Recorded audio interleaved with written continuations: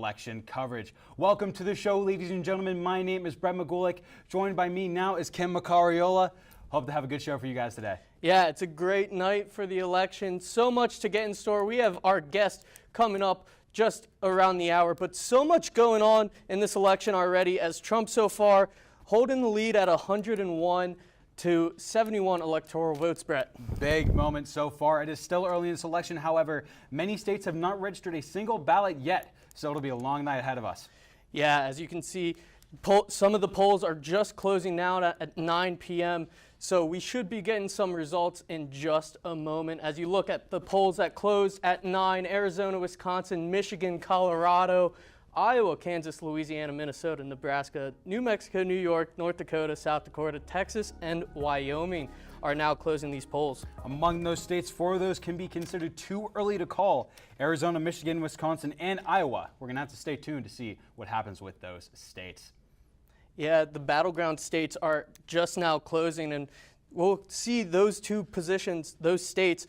As you know, 6 swing states, PA, North Carolina, Georgia, Arizona, Michigan, and Wisconsin are some of the big states to keep an eye out for. You're completely right, and one of those that is about a little bit over halfway done with their expected votes.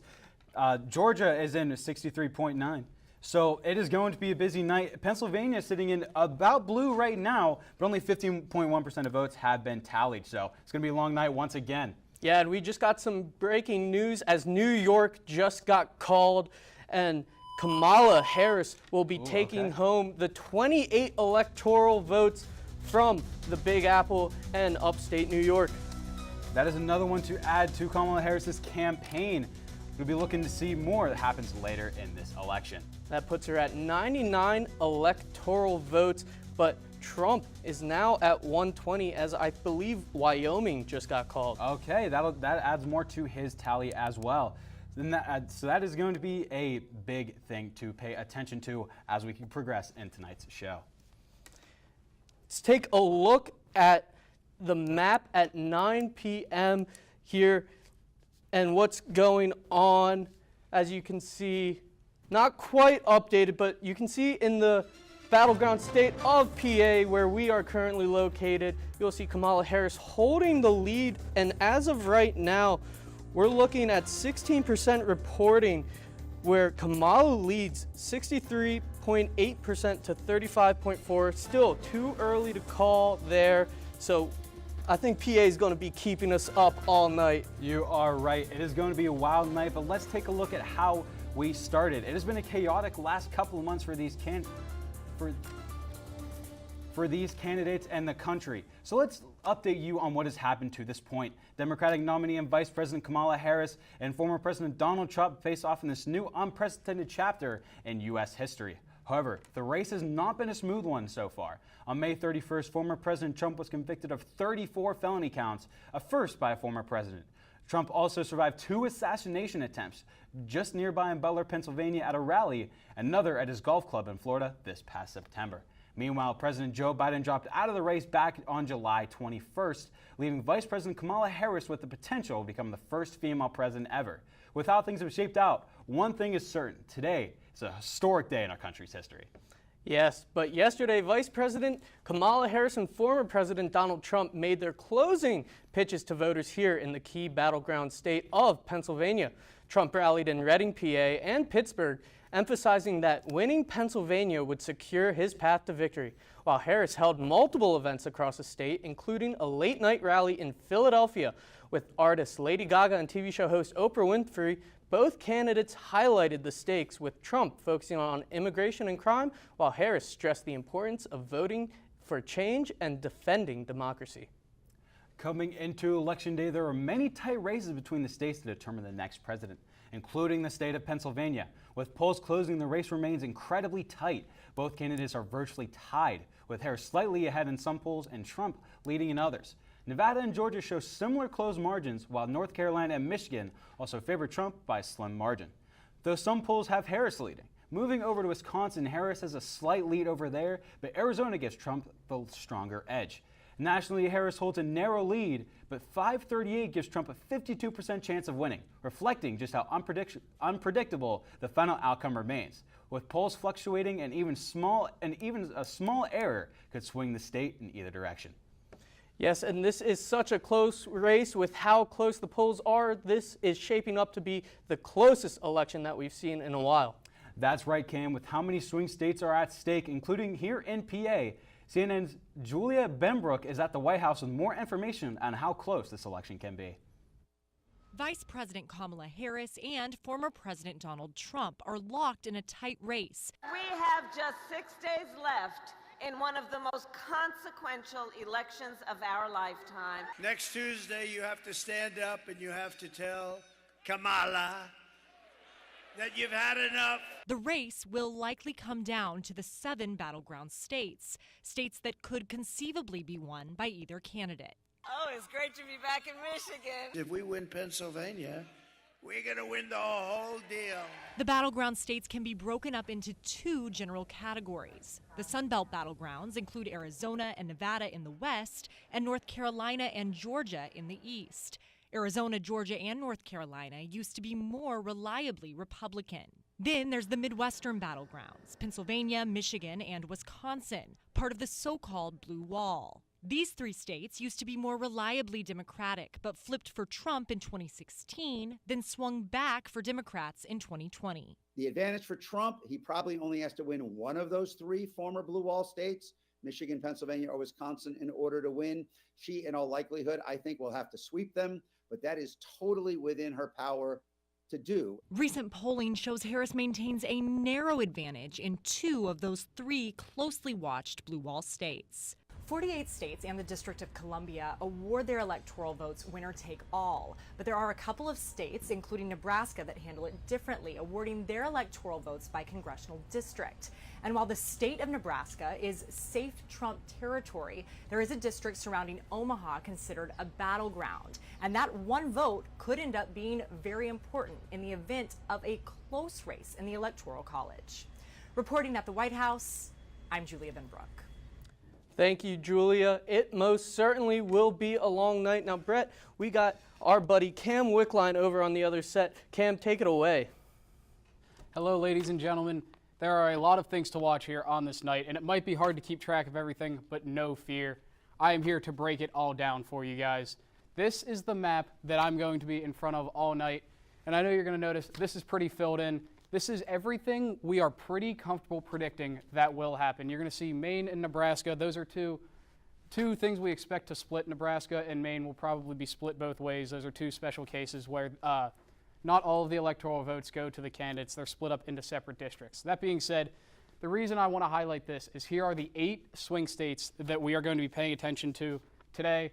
They are Nevada, Michigan, Georgia, Arizona, Wisconsin, Pennsylvania, North Carolina, and finally the one that not many people would consider to be a swing state, and that is Iowa right there. Iowa is the one I want to start out with. It was Democratic in 2008 and 2012, recently flipped to now it is Republican, and it's pretty much Republican across the board. 3 out of the 4 of their House of Representatives in 2020 were Republicans. Now all 4 are Republicans. And their governor has been a Republican since 2010.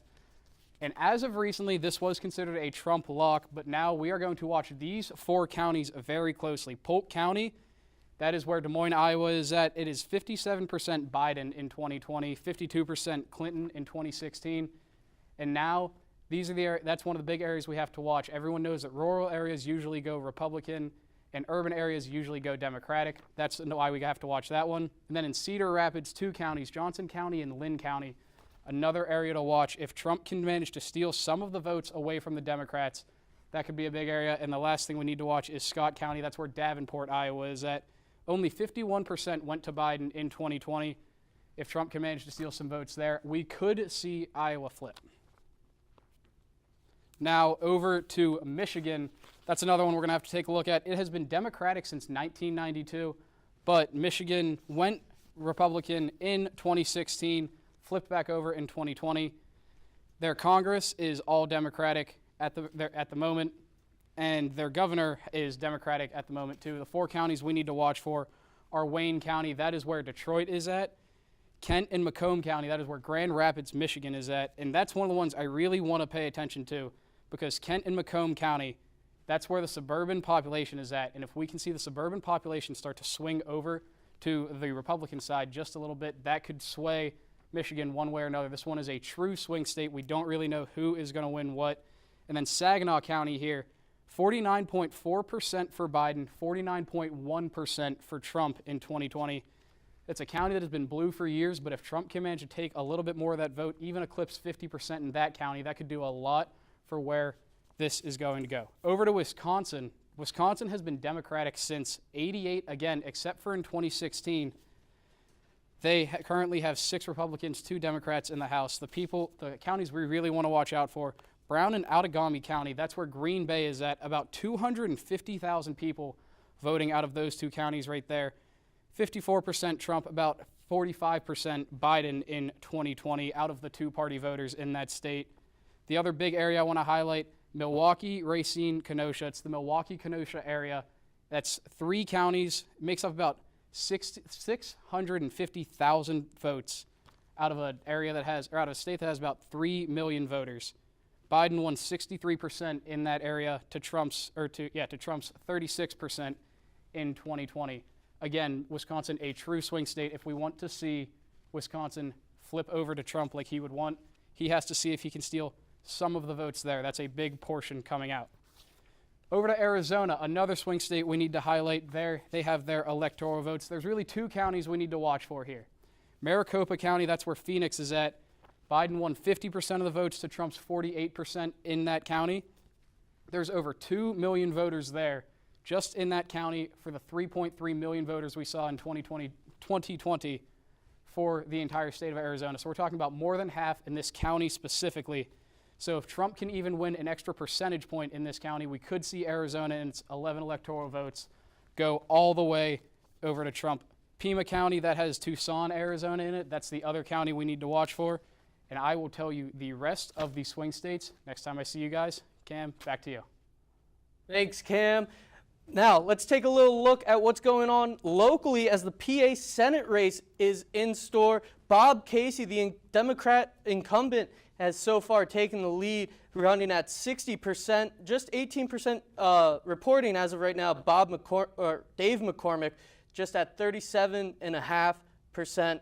And Bob Casey has been in office since 2007, so right now looking like he may be staying there for another couple of years. It's looking like it so far, but like I said it before, we got a long night ahead of us. So, as citizens crowd around their televisions, anxiously awaiting to find out the next leader of this country, the candidates have the exact same fate.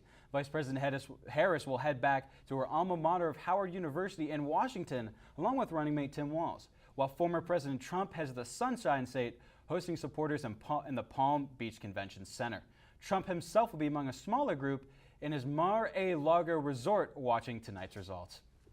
Yeah, and I think we just got some breaking news as Ohio, I believe, just got called for former President Donald Trump, and that's not coming as a shock as his Vice President, J.D. Vance, coming from the state of Ohio, and that is 17 electoral votes going to President Trump, and as of right now, 137 for the former president.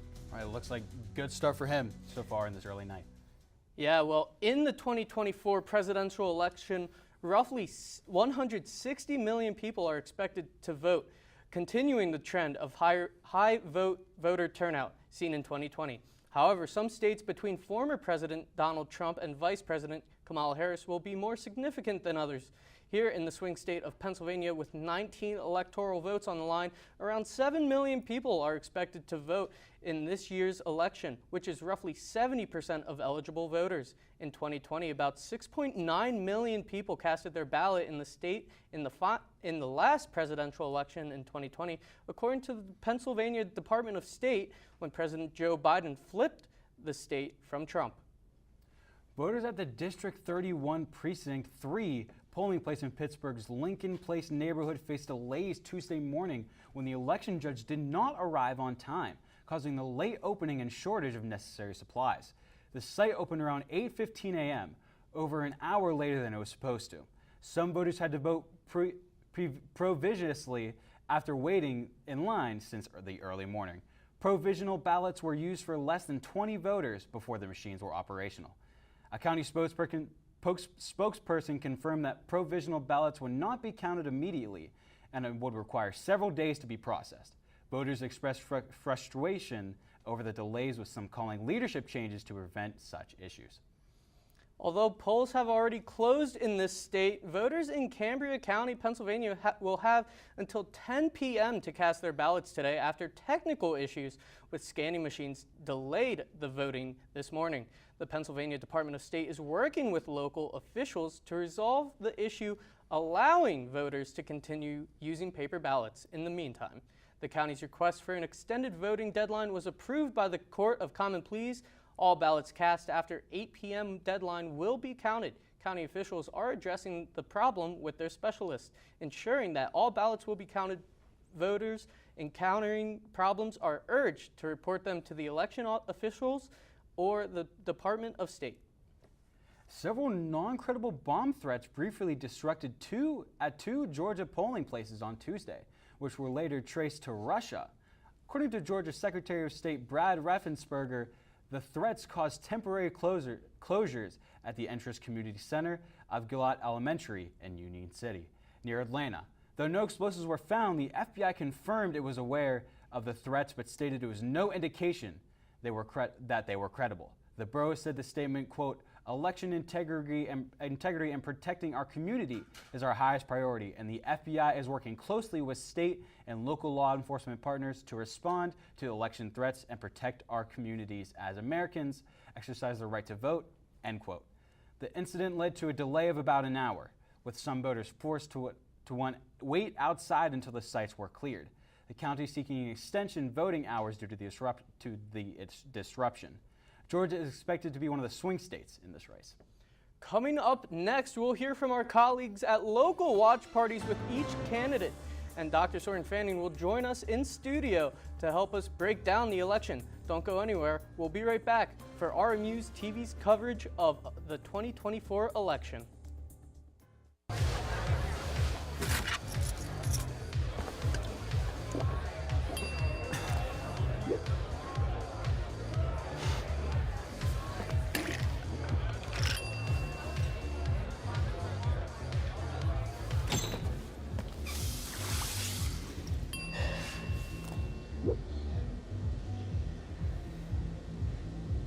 If you need to do something to feel okay to drive, you're not okay to drive. Don't drive buzzed. Maybe you can make retirement happen. After all, you made her college years happen. Opening that education savings account when she was little. Spearheading a campus tour. And another, and another, and another, and another. Bam! Deciphering financial aid. She was like, what?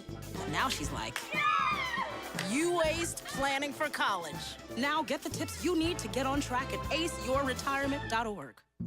Jason, let's go see your room.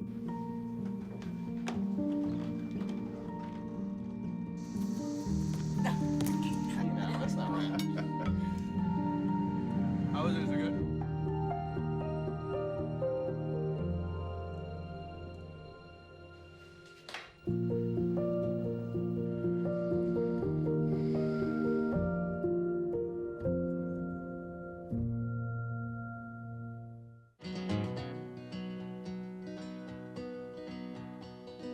Things could be stranger, but I don't know how.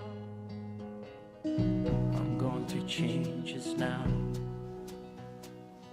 Could spend a lifetime trying to figure it out. I'm going through changes, through all of the strangeness. I'm going through changes now. Welcome back to RMU-TV's coverage of election night in America. And we got some breaking news for you as two states just got called moments ago. Florida and Texas are both going red once again. Florida taking Donald Trump wins Florida. 30 electoral votes go his way at 94% reporting.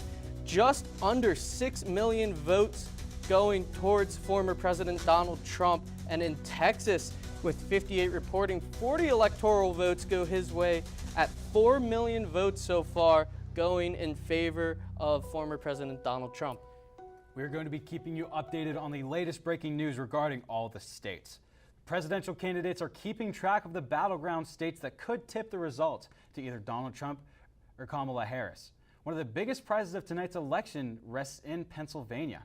The candidates and their surrogates have crisscrossed the state numerous times on the campaign trail, and no matter who wins, legal challenges could follow. CNN's Brian Todd has more. A key battleground at the center of former President Donald Trump's latest allegations of voter fraud, Pennsylvania. Trump posting on Truth Social, quote, "We caught them cheating big in Pennsylvania. Prosecute now. This is a criminal violation of the law." An accusation that he's been hammering on for days. They found a lot of smaller things in Pennsylvania, as you know, and I think they've been corrupted. Trump and his team have alleged that in York County, Pennsylvania, thousands of potentially fraudulent voter registration forms were turned in from a third-party group. And Trump claims that in Lancaster County, there were at least 2,500 fake ballots and forms, all written by the same person. CNN's Marshall Cohen has been tracking election disputes in Pennsylvania.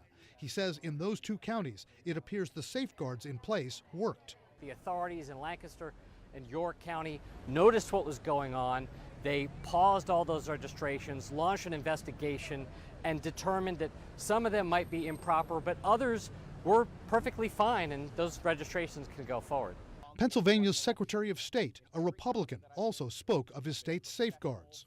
Elections in Pennsylvania, whether you're a voter or a candidate, should have confidence in the integrity of our elections and that they are free, fair, safe, and secure. Pennsylvania's Democratic governor, Josh Shapiro, posted on X that Trump is trying to, quote, stoke chaos in his state. Given Donald Trump's history of lying about the U.S. election system, I think that it's fair for reporters to say that he is essentially laying the groundwork to call the 2024 election rigged. Others are sowing doubts, too.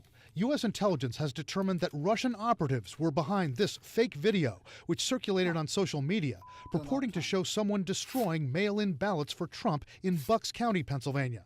Again, this video is fake.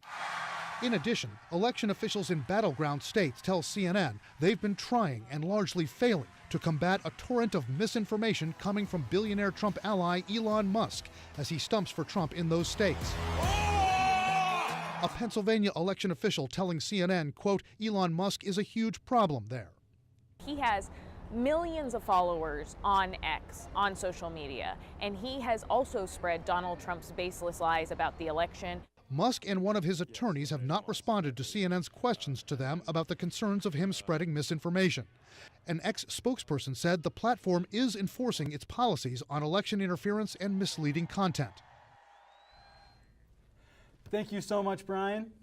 Yeah, and we just got some breaking news as Illinois just went to Kamala Harris, and that is 19 electoral votes going to her as she takes this one at 58.3% with just under 1.5 million votes. But we got to toss it over to Cam Wickline to see what's more is going on. Cam. Thank you, Cam. This is a very big race in the Pennsylvania Senate, and this is what we're here to highlight. The race is between Bob Casey, the incumbent. He's going for his fourth term. The man he's running against, Dave McCormick, on the Republican side. Bob Casey has been in the Senate since '06, and he's really been advocating this whole election cycle that he is a voice for the middle class. As you can see right now, it is too early to call this election, but at the moment, Bob Casey is at about 56% of the votes, with about 24% of the votes in right now. Dave McCormick getting about 41% of these votes. Again, too early to call in this election, but this is going to be a big one for the Senate as a whole. Pennsylvania known as a battleground state, but Bob Casey looking to get his fourth term in the Senate. Like I said, he's been a big advocate that he is for the middle class in this election. He's looking to create jobs, and the other big thing he really wants to do is rein in the government spending. On the other side, Dave McCormick is also in favor of reining in the government spending, but in a little bit of a different way. The Republicans want to stop spending as a whole. The Democrats much more about getting things to be essentially what needs to be spent on. Two different things, but government spending as a whole, they've both been talking about it quite a bit. McCormick also in favor of stopping illegal immigration. And to hear a little bit more about what's going on in this Senate race, I will send it over to Ellie, who has a special guest with us.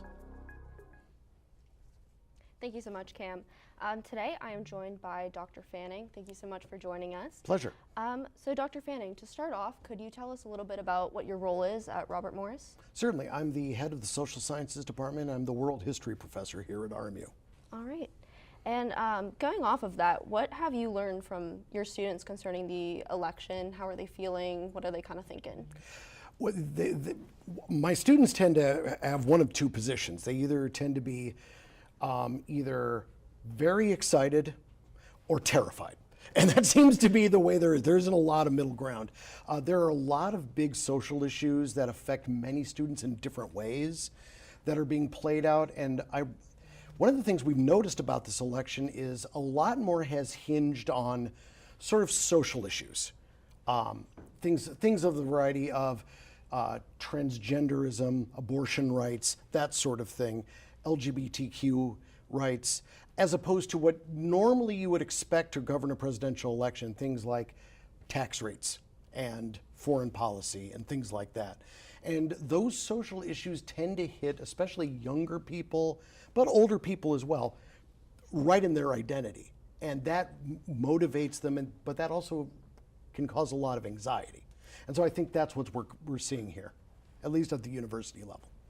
Yeah, and what are you kind of expecting the results to be based off of what you've seen and heard so far? I'm expecting that none of us are going to get much sleep over the next 48 hours or so. Pennsylvania, state law in Pennsylvania requires that they can't even start counting the mail-in vote until Election Day. If you've ever gone on vacation and had 100 emails waiting for you when you get back, well, Pennsylvania woke up today and they had 1.7 million unopened envelopes that now have to be processed. That's simply going to take time. So I would say that whoever wins this election is going to do so relatively narrowly.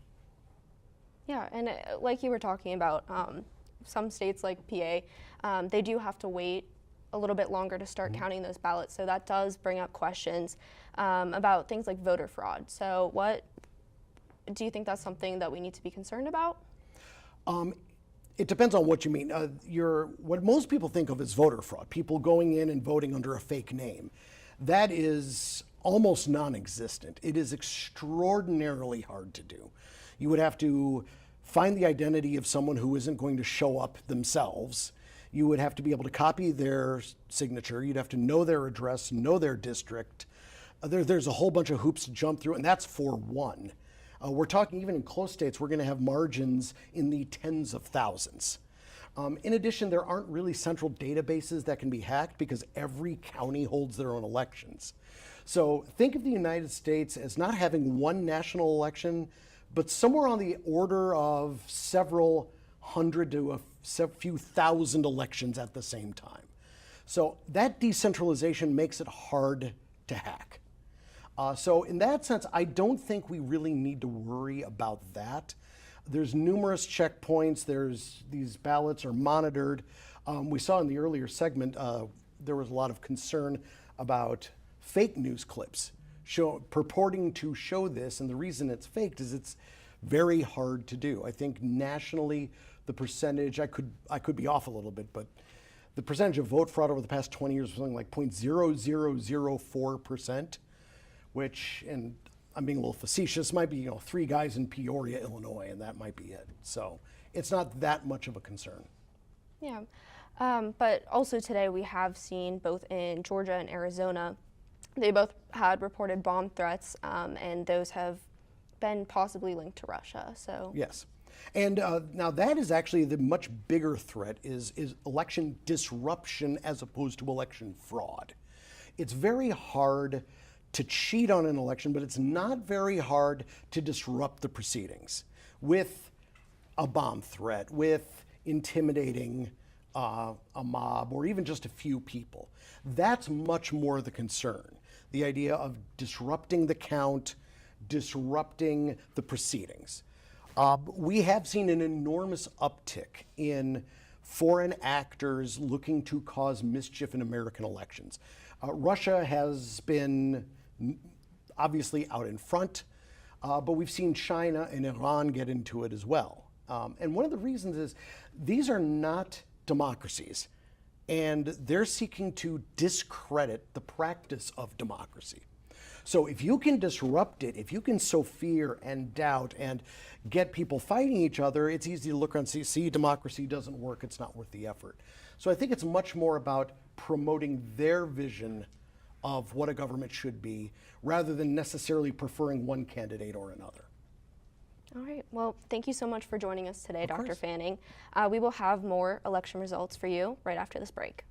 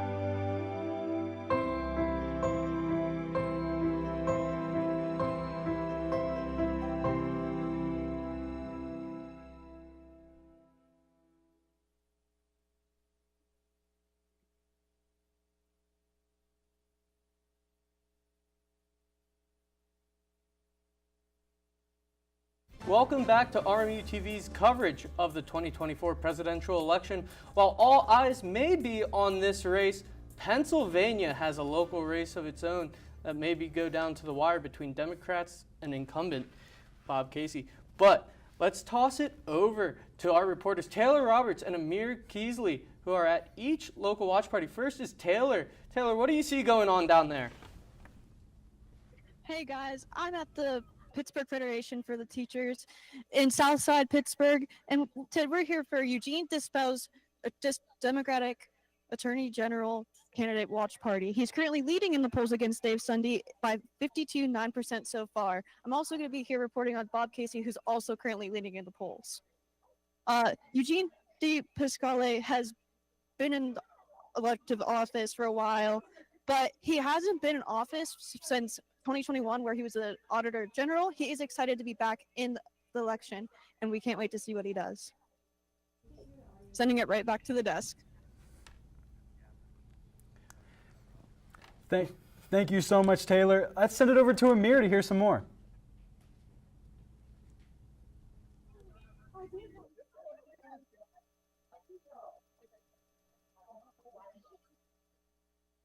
Sorry for the technical difficulties. We'll hear from Amir in just a moment, but as you see looking at the presidential map right now, Donald Trump got one more electoral vote in the Maine 2nd District, but it's still a long night ahead of us. We're looking at PA and Michigan leaning blue as of right now, still a long ways to go with only 27% reporting. And then Wisconsin so far jumping out red, and other major swing states, North Carolina and Georgia, still in favor former President Donald Trump.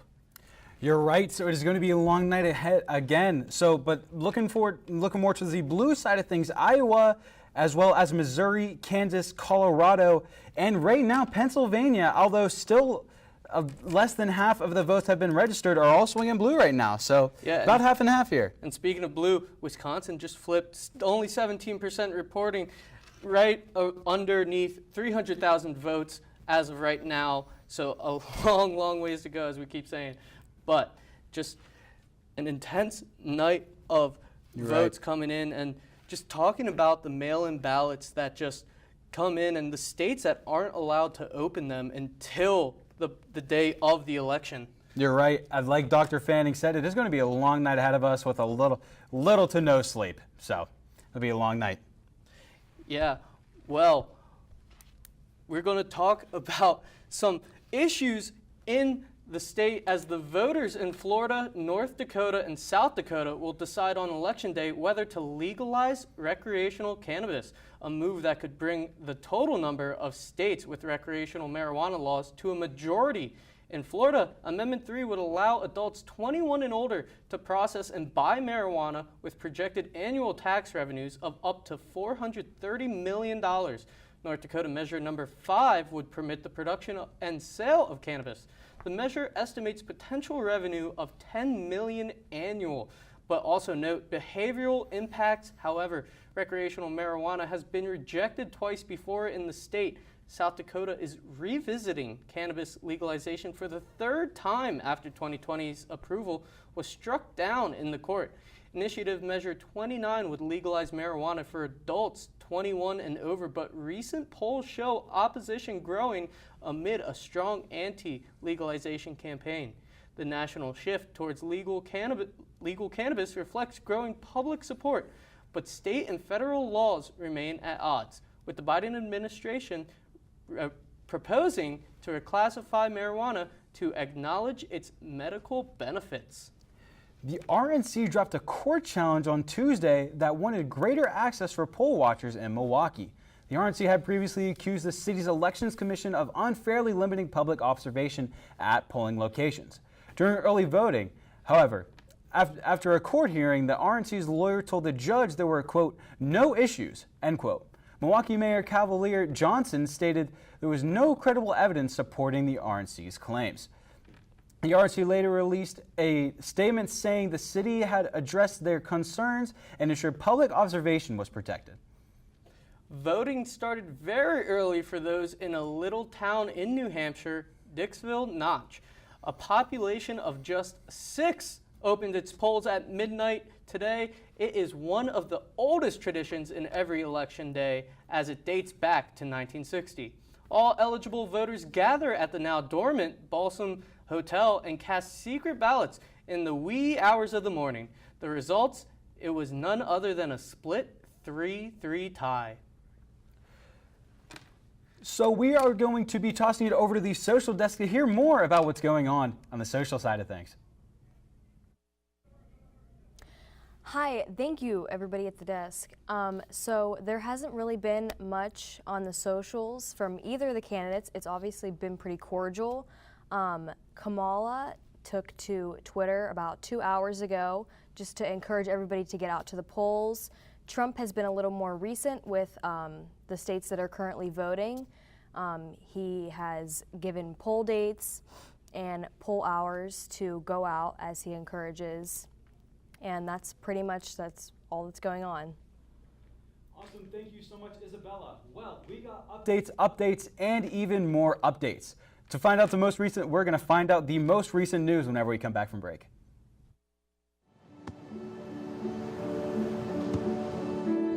I don't remember how it started. Go to that. Our back and forth. It always came back. Dad! You probably don't remember what you told me, That was perfect. but I heard every word.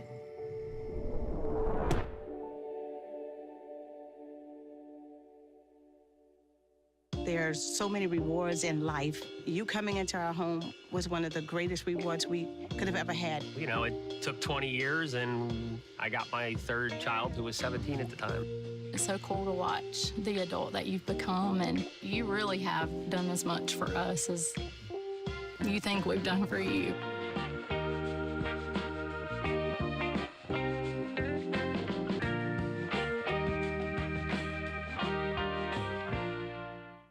Most of my family, they never graduated high school or even let alone go to college, so I'm trying to break that barrier. Every day after work, went straight to school, studied hard, and it paid off. I could not have done it alone. I see the future is really bright for me. The high school diploma is just added to the confidence, and now I feel unstoppable.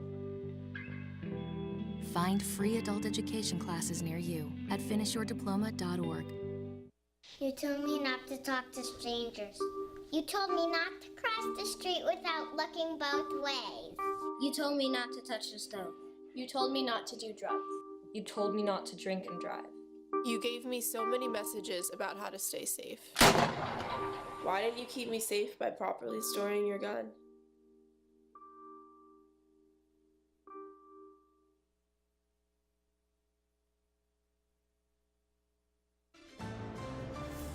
Welcome back to RMU-TV's 2024 election coverage.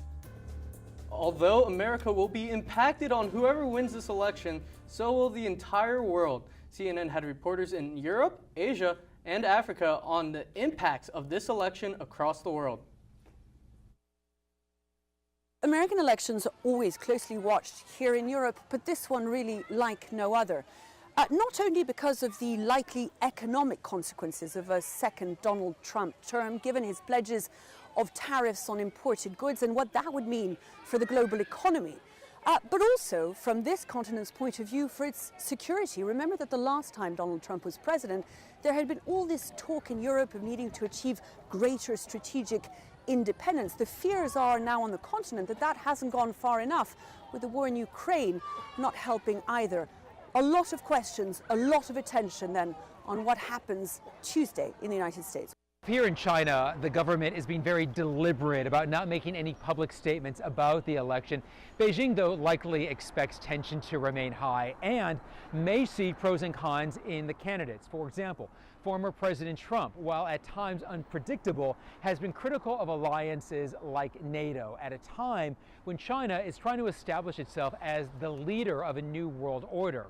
Vice President Harris would likely bring some continuity from the Biden administration, focusing in on alliances and trying to control China's access to high tech. Regardless, China will likely have to confront tariffs as U.S. lawmakers demand a level playing field in the global marketplace. And when it comes to Chinese citizens, there is certainly curiosity. I get questions all of the time, but they are more focused on their own struggles and their families as opposed to what's happening overseas. A lot of people here in Kenya and across Africa are watching the U.S. election with interest. They know that whoever sits in the White House has an impact even here in Africa. And speaking to people even while I've been here on the street, a lot of them tell me they like Donald Trump. They like that he speaks his mind. They're aware of his more controversial comments, reportedly having called some African nations whole countries, but they like that they know where they stand with him. And for many religious Africans as well, they're attracted to his opposition to abortion, to LGBT rights. Many Africans also know that Kamala Harris has Jamaican heritage, therefore her roots trace back to Africa. But they even know that she's been traveling in Africa as VP to Ghana, to Zambia, and to Tanzania. But there's just a certain attraction to Donald Trump, the myth of the successful businessman, and that is just another reason why they're more attracted to the candidacy of Donald Trump, and they think he'll be a better president for Africa. Thank you for that coverage. But it's time to move over and take a look at the swing states, and our expert Cam Wickline will break that all down for you. Hello, ladies and gentlemen. I'm back. Currently, looking at the map, Donald Trump has 154 electoral votes. Kamala Harris has 81. One of the big areas they are both fighting for is Pennsylvania. Pennsylvania and its 19 electoral votes is we're going to take a look right now. Kamala Harris currently has 51% of the votes. Donald Trump has about 47. and this is just about 30% of the votes in, so this state is far from over with. One of the places I really do want to highlight, though, is Erie County, right up here. We're going to take a look at Erie County. Kamala has about 55% of the votes right now, with only about 1% of the vote in, so this is not anywhere near finished. That being said, Biden won Erie County by just about 1% last time in the election, and when Donald Trump won in 2016, he won by just about 1%. Erie County is a very, very big spot for these two candidates. They both are very focused on getting this county. This could be a big way in swaying if Pennsylvania goes Republican or Democrat. Based on the fact that this is worth 19 electoral votes for Pennsylvania, this is a big state, and they are both very much trying to get it. Erie's a big place they're going to look. Allegheny County is another place that they're going to look. Biden won 59% of the votes last time they were here, last time there was election. Donald Trump won only about 39%. Donald Trump is looking to gain more votes in this area of Pennsylvania. As you can see, almost a little over half of the votes are in, and Kamala has a commanding lead. That being said, that's exactly what we could have expected in Allegheny County. Again, rural areas usually go Republican, urban areas usually go Democratic. It's just about how much Donald Trump can steal here. And that's something else we're going to look at over here in Philadelphia County. Last time, in the last election, Biden won more than 80% of the votes in Philadelphia County. Now Kamala Harris is getting about 75% of the votes. Again, that being said, there's only about 7% of the votes in right now. This is something we're going to have to keep an eye on. These are the counties that Kamala Harris really has to make sure she dominates in if she wants to win. And these are the counties that Donald Trump has to essentially steal as much as he can. These are the counties we know Kamala is going to win. How much she's going to win by is going to determine where this election goes. Take a look at another swing state. Let's head over to Michigan. Michigan is a big state in this election, and it's 15 electoral votes. As we can see right now, Kamala is currently winning Michigan, but that's with not a lot of the votes in. She has 52% of the votes at the moment. Donald Trump getting about 45% of the votes. The four areas we want to highlight here, specifically Wayne County. Detroit is where Wayne County is at. 68% of the votes went to Biden in the last election. Again, this is another case of how many votes can Donald Trump steal in Wayne County. And as you see right now, way too early to look, way too early for it to matter. That being said, Donald Trump is winning currently just about 1% of the vote in. Doesn't really matter. But Wayne County is going to be a place to keep an eye on. Saginaw County, another place to keep an eye on. It's been pretty split the last two elections, but it's been blue for years before that. That'll be a big tell. It's a suburban area, Saginaw County. If Donald Trump can manage to win that county, Michigan could break Republican. Let's head down to Georgia. Georgia and Pennsylvania considered to be the two biggest swing states in this election. They could go a long way in determining what happens in this election. And currently, with over 75% of the vote in, Donald Trump is winning. And this could be expected in a lot of these swing states. Donald Trump hops out to an early lead. It's expected that the mail-in ballots will usually lean Democratic, meaning that the day of ballots will usually lean Republican. This is something that we could see. This is one of those states that's going to go into the wee hours of the night. But this is also one of the ones that we really do not know what is going to happen. We really need to focus on Cobb and Fulton County over here in the Atlanta area. This is about a quarter of the state's votes. Right here in this area, there's two counties specifically, Cobb and Fulton County. Biden won about 66% of those votes in the last election, and now with about 80% of the votes in, that's really interesting. Kamala's winning about 72% of the votes now. Depending on what happens in this county, this is one we're going to keep an eye on all night. This is not the last time you're going to hear me talk about this. This is a big county for Kamala, and if she can win this one by a hefty margin, which it looks like she's doing right now, it could go a long way into where Georgia sways. The other county we want to take a look at is Baldwin County, and this is because it shows the black voters across the state. It's widely known that down there in the South, there are a lot of white voters going Democratic, a lot of minority voters going, or other way around, a lot of minority voters going Democratic, white voters going Republican. This can show that kind of vote, how the minorities are voting, if they're showing out at the polls. And currently we can see Donald Trump getting about 50% of the vote, Kamala getting about 48% of the vote. That's exactly what we saw in 2020 when Biden got 50%, Donald Trump got 49%. This is another county to watch there in Georgia that can go a long way in terms of where we can see this state going. Guys, I'm going to be here all night trying to keep you updated on what's happening in the election right now. If you need me, I'll be here. Back to you. Thank you, Cam. But let's talk about PA for just a quick second. Alrighty. Looking at some of these counties, and you could point to one big one that so far has remained blue. My hometown, Lancaster County. Yeah. Haven't seen that turn blue in a while. But as of right now, Kamala Harris leads the way. But just what do you think's going on that eastern side of the state? I think they're all tending blue, and I think it's just getting bigger and bigger.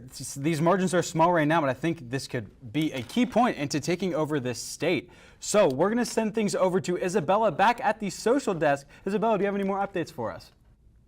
Thanks, guys. Surprisingly, there's nothing quite yet, just still informing voters to get out there and vote in the more western states. But both social media platforms have not posted for about an hour, so that's all the update I have for you. Thank you, Isabella. That's quite strange with how much Donald Trump loves Twitter and how much Elon Musk also loves, X. It's You're now right. X, as Elon just changed the name recently. Alrighty, we are going to send it over to another call. Let us send it over to Alex Hennon at one of our local watch parties here at RMU. Take it away, Alex.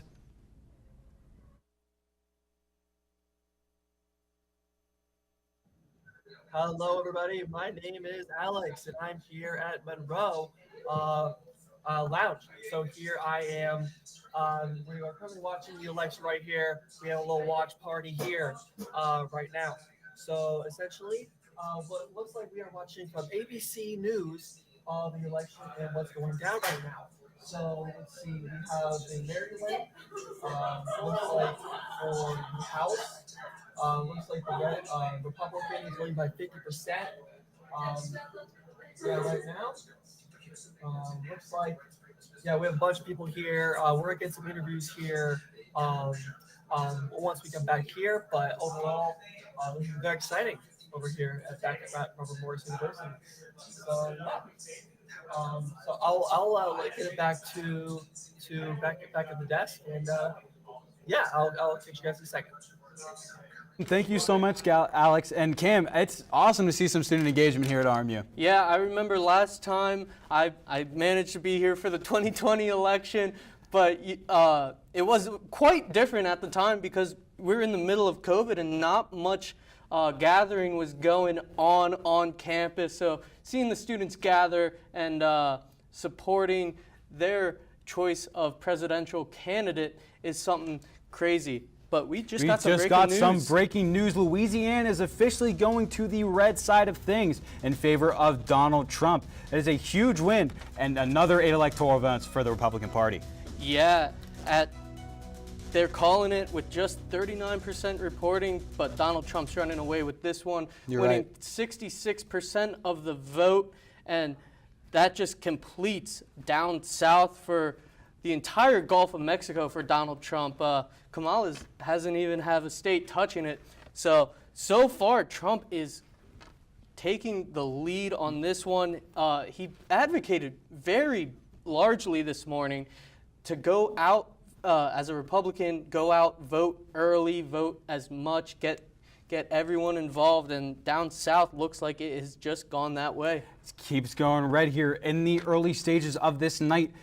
Former President Trump is leading over Vice President Harris 188 to 99 in the early electoral votes. With more of the northeast side of things, trending blue with PA is still not decided yet. It is actually getting closer to the red side of things, however, with the margin swinging down to 50.5 for the blue brand to 48.6 for the red brand. So they're a little iffy here. You know what Cam Wickline just broke down? How important Erie County is in this presidential election. You're right. As you saw, 2016 was the only county to change from 2016 to 2020. But we're going to toss it over to Isabella Harris for more updates on the social desk. While there hasn't been any recent updates, both of the candidates did take to X earlier in this election day. Trump posting with confidence that all your votes will lead to greatness in our country. and he is very confident in his outcome.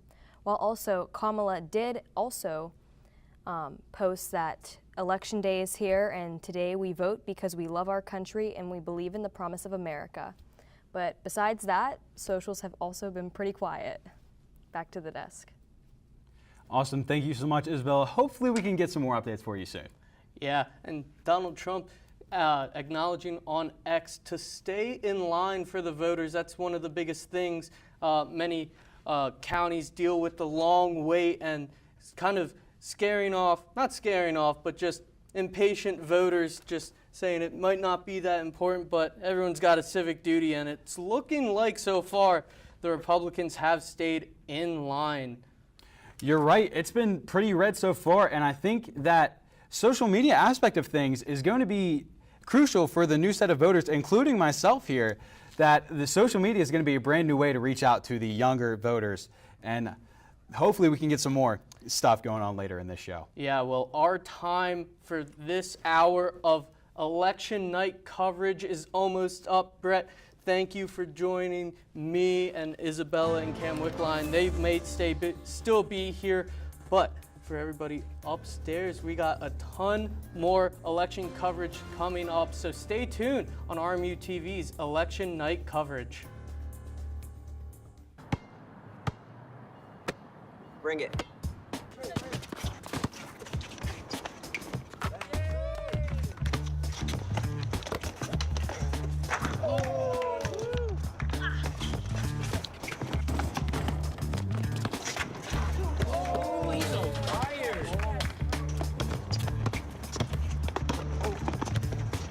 Time out, guys. I'm late to dinner. My mom's gonna kill me.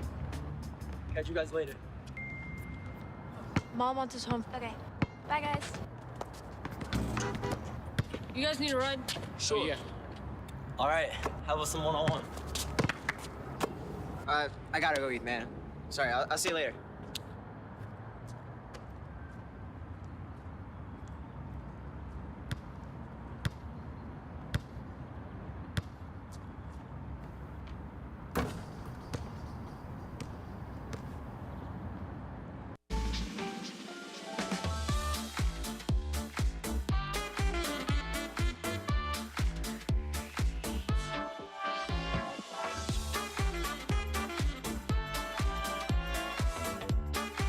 Before we celebrate the freedom most Americans have, we must fight for the freedom all Americans deserve. Because all lives can't matter until Black lives matter. When I was your age, I was just like you, fascinated by stars.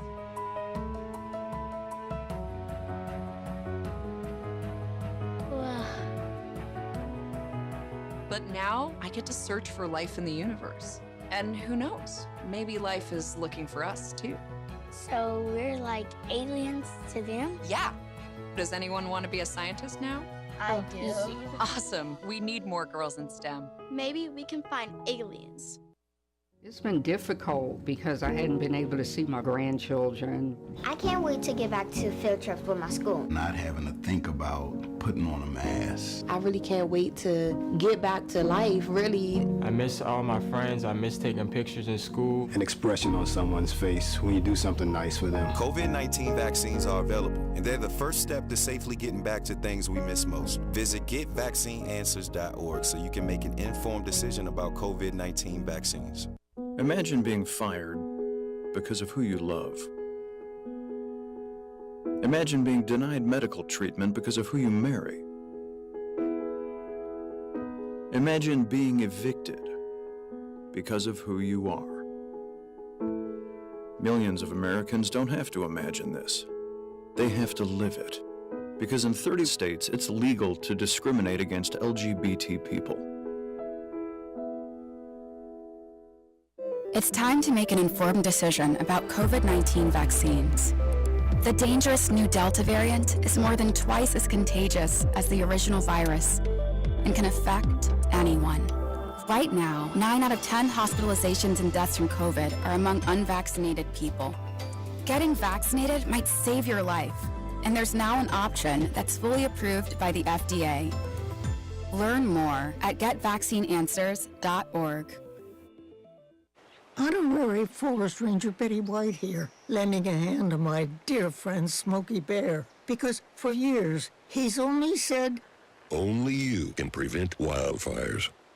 But there's a lot more to say. Like, if you park your car on tall, dry grass, the hot exhaust pipe can start a wildfire. So keep the animals safe, especially the cute shirtless one. Go to SmokeyBear.com to learn more about wildfire prevention.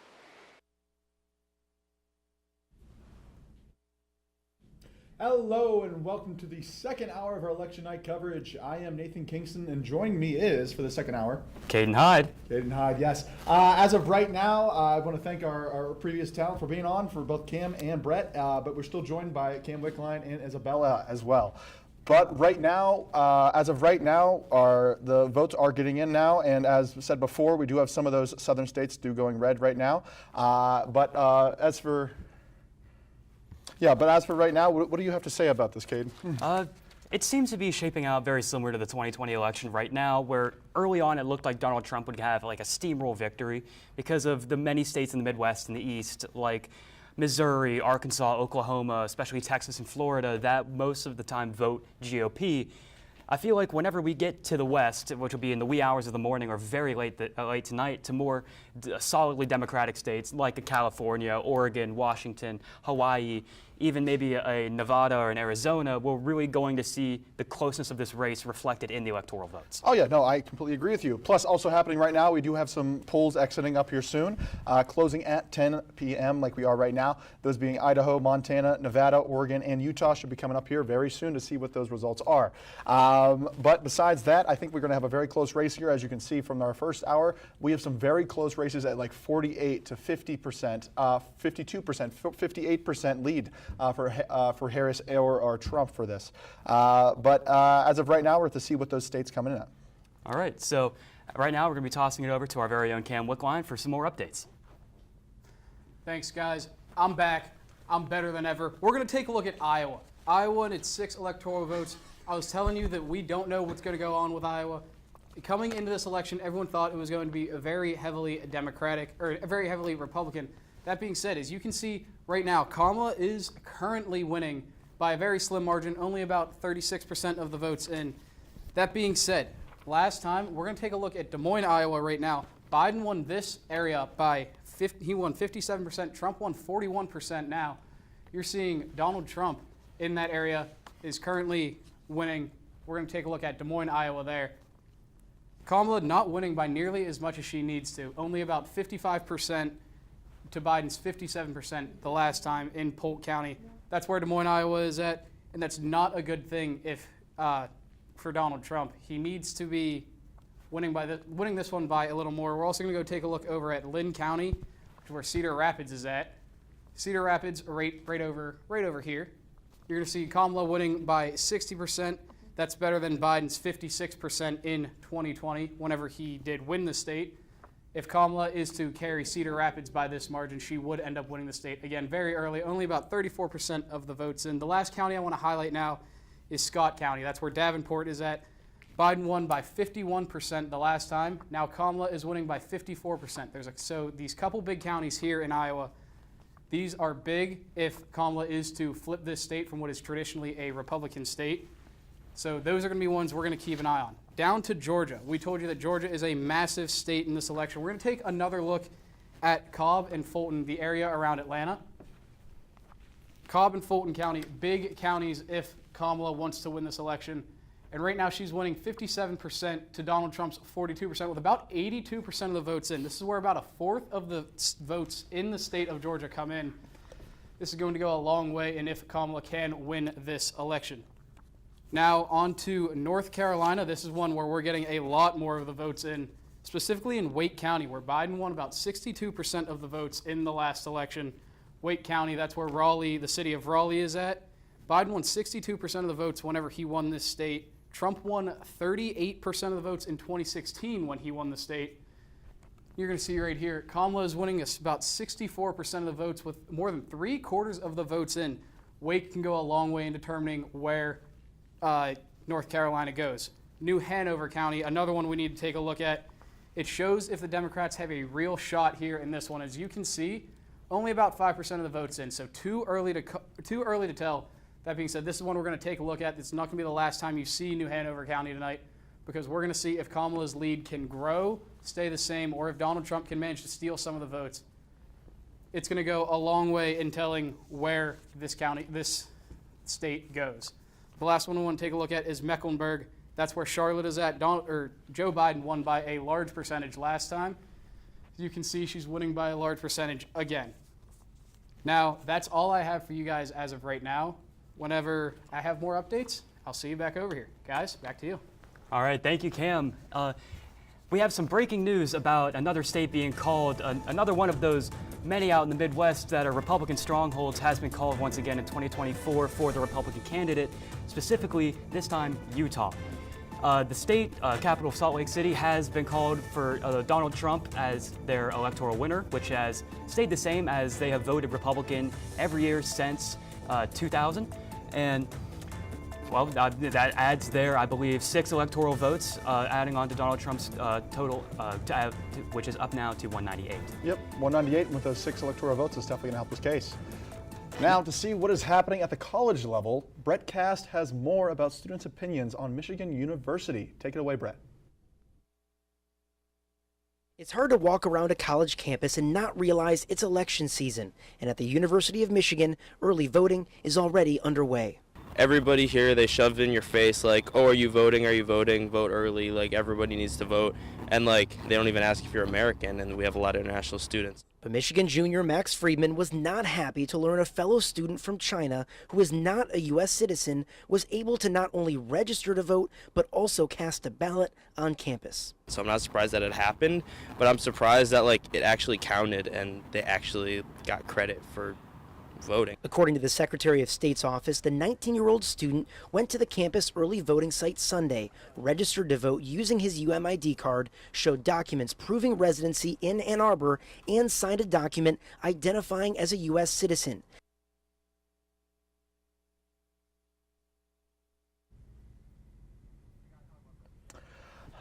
All right, now with that, Michigan University, a lot of students are being pressured, this, that, and the other, to be whatever it may be. Now, for more information on some cybersecurities, on the polls and attacks on that, Army Professor Steve Mancini has more coming up here. I'm Dr. Steve Mancini. I'm an assistant professor here at Robert Morris University, and I work in the Computer Information Systems Department. So, because of the very way that elections are done, you do have federal entities that are in charge of, overseeing the election process. The problem is, and it's kind of let's be realistic. Look at now the debate on some states want you to show an ID to vote. Some states say no, we're not going to do that. Then you take it to the Supreme Court and you say, well, we can't force people to have IDs. So they're not really interested in ensuring that the people showing up are the actual people registered. So if you can't get an agreement upon saying, hey, I want to make sure that when you show up to vote, that it's really you and that you're allowed to vote. So if I can't get that agreement, we're far, far away from verifying the data itself in the background. I mean, we're not there. The nation doesn't have the appetite for it. There is some online voting. I want to mention that right now, but most states don't do anything online, with the exception of registering voters, maintaining, hey, I can check my status and all that stuff, where you go to the state, the state website, you say, hey, am I registered to vote, or where do I vote at based on, my name and my address. So you have that. So if I'm going to attack, I'm not attacking your vote. I'm attacking the sites that might be, for example, registration, check where to vote. Maybe I check, or maybe I hit the website and say, hey, you know what, I'm going to hack it and say the polls don't open until 9 when really they open at 7. Or hey, I'm going to say, you know what, the polls open at 7 when they open at 9. So they're not attacking in the sense that they're the actual election voting process. But it's everything that supports the process of voting that they're going after in these attacks. And they do it. I mean, there are efforts from the states. For example, they'll work with the Department of Homeland Security, and they'll do, regular scans of their state, cyber systems, which some of those systems will be like a web page for elections, which will be everything from, just providing information to, checking if I'm registered or not, because each state is different Some states have more funding, some states have less funding. Depending on your funding, depending on, you know, how mature your security is at the state level, depends on how well they're defending your data. And there are states that have been compromised and data, you know, voter rules have been compromised. It's happened in other nations. Entire voting rules for nations have been compromised. The states can only, you know, they can only do what they do and just hope at the end of the day that they're doing enough. But the reality is, because everything is done independently and there's no real standard for how to protect voter data, you're kind of at the mercy of the standard cybersecurity controls you would have in place for, say, protecting, you know, your tax information, your regular, I'm registering for my ID, you know, my real ID or my driver's license. It's kind of in the same, arena as that. So however I protect that data is also most likely how I'm protecting my voter rolls and my voter data. Oh, there's a ton of room for improvement, and you're seeing that in a perfect example. So in the news, you saw Florida was cleaning up their voter rolls. So they're finding people that shouldn't have been on the voting rolls, and they're cleaning that up. Okay, there, and it tells me right there, you've got a data integrity problem. All the states have it. I mean, God forbid somebody dies, nobody runs down and says, hey, by the way, this person, they died, take them off the voter rolls. The systems don't talk to each other like that, you know? So you have people that are dead that are registered to vote. You have people that aren't, you know, shouldn't even be in the country legally that are registered to vote. And then you have, you know, people that probably lost their voting right, you know, for example, felons and certain, they're not supposed to vote. So you have them on the voting rolls. So right there, you've got a data integrity problem. So until you get the states to be willing to clean up their current voting rules, and think about this, you have a major presidential election every 4 years, but you have midterms. So every 2 years, you've got an election of some sort going on, which gives you a 2-year window, which in theory should be plenty of time to clean up the rules. So after we're done on Tuesday, you would think, you know, if the states were serious, on Wednesday, let's start looking at who voted, et cetera, and start crunching our numbers and see who's, you know, did somebody vote twice? Do I see the same person voted in 3 states? Because, oh, by the way, if you move, it's not like the states talk to each other and say, hey, by the way, they left our state and they're coming to your state, so we're going to remove them and you can add them. So you do get people that vote in multiple states. A lot of these things are already against the law, but there's no integrity of the data to enforce it. So when you don't even have that, now you say, well, let's talk about the voting systems. So now you have these machines, you slide your piece of paper, or you've got the touch screen. At the end of the day, who says that that was calculated correctly? If I vote, okay, like when I go where I vote, I do it the old-fashioned way. I go down and I sign my name, okay? But there's still a record of everybody that votes. Mm-hmm. So who says everybody that votes can't have all 50 states thrown somewhere and have an algorithm that says, I'm going to make sure, I'm going to go look at death records, I'm going to look at birth records, I'm going to look at, you know, naturalization records, I'm going to look at, you know, multiple names in multiple states. It's not hard to do that. AI or even just simple data, you know, analytics could find that. Again, who's got the appetite to stick all 50 states into one large data set, say, okay, let's crunch the numbers and let's see, did the people that voted have the right to vote, and did they only vote once? You reap what you sow as a nation, and you know, we're heading down the wrong path. If we can't get something as simple that's the cornerstone of the nation right, or have a desire to do it right, regardless of the outcome, because that's supposed to be what makes us great, is that we can have the peaceful transfer of power. You might not like it, but you know, in 4 years, I get another shot. So you may not like who won now, but that's okay. In 4 years, I get another shot. So we'll survive your 4 years, well, hopefully, and you know, then we'll vote again and we'll do it all over again. That's what's supposed to make us great. But if people don't have the appetite or the stomach for that, then none of this is going to matter. Thank you, Professor Mancini there, right there. And now coming up, we do have a live interview with Alex at one of our watch parties. Coming up right here. Alex, what do we have to say? Alex, and I'm here with one of the people at Monroe, Alex March here. Now Alex, it looks like you've been following the election pretty thoroughly over there on your computer. So what are your thoughts on the election so far? All right, was Maddie coming through all right? Yes. All right. Well, first things first, if you're looking at the electoral college projections right now, things aren't looking very good for Harris. Obviously, a big part of the blue wall states in the West haven't been called yet. Washington, Oregon, California are all going to be very big for Harris. But right now, Trump is leading the electoral college projections. The thing is, right now, we're in a period known as the red mirage. It's a period where rural counties are reporting most of their votes, showing a very heavy Trump lead. We're still waiting a lot of urban votes in places like Pennsylvania, Georgia, North Carolina, Virginia. So even though right now a lot of swing states, a lot of blue wall states, Minnesota, so on and so forth, are currently showing a Trump lead, we probably expect that to change coming up soon. One thing for certain, this is definitely going to be a very close election. It probably will come down to Pennsylvania, Wisconsin, Michigan. All right, thank you guys for your input. Oh, thank you very much. Yeah. As of right now, looks like Wyoming. Looks like Trump is going to lead by that for like re-election votes. We'll have more interviews all around here when we get back to us. So I'll send it back to the desk. All right, thank you, Alex, for that in-depth interview right there. Now, looking back at our two clips we had there, speaking of Mancini's interview, it was held by Melina Kniff.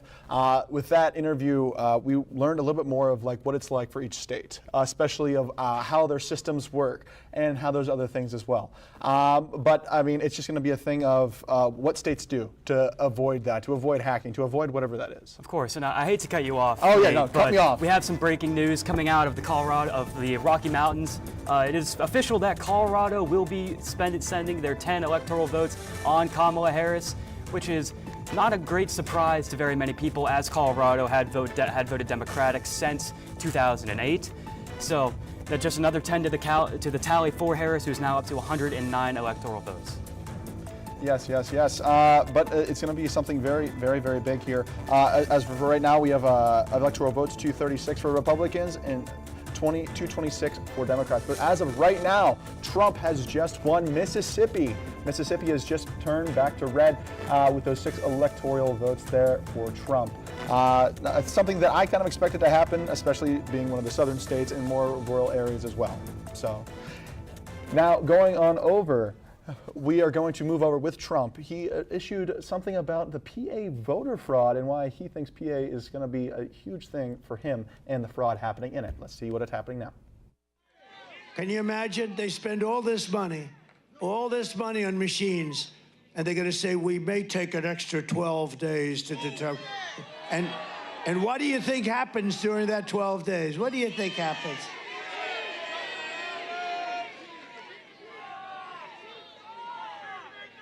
These elections have to be decided by 9 o'clock, 10 o'clock, 11 o'clock on Tuesday night.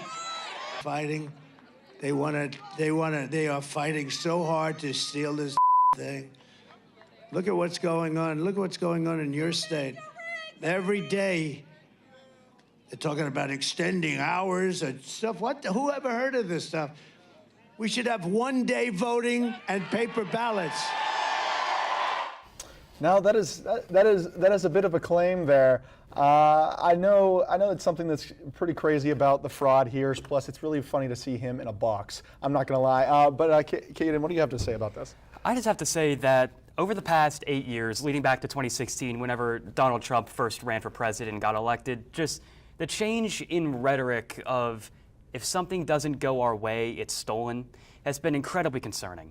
Not just from a political standpoint, but as a person's standpoint. Just the fact that, especially in 2020, the big thing that came out of that was January 6th, where Trump supposedly did not send his supporters to the Capitol to try to stop the confirmation process of Joe Biden because he believed that the Electoral College and the election was rigged. It's something that's seeped from an outside perspective from maybe the more right-wing people in the Republican Party to something that's become mainstream, if not expected.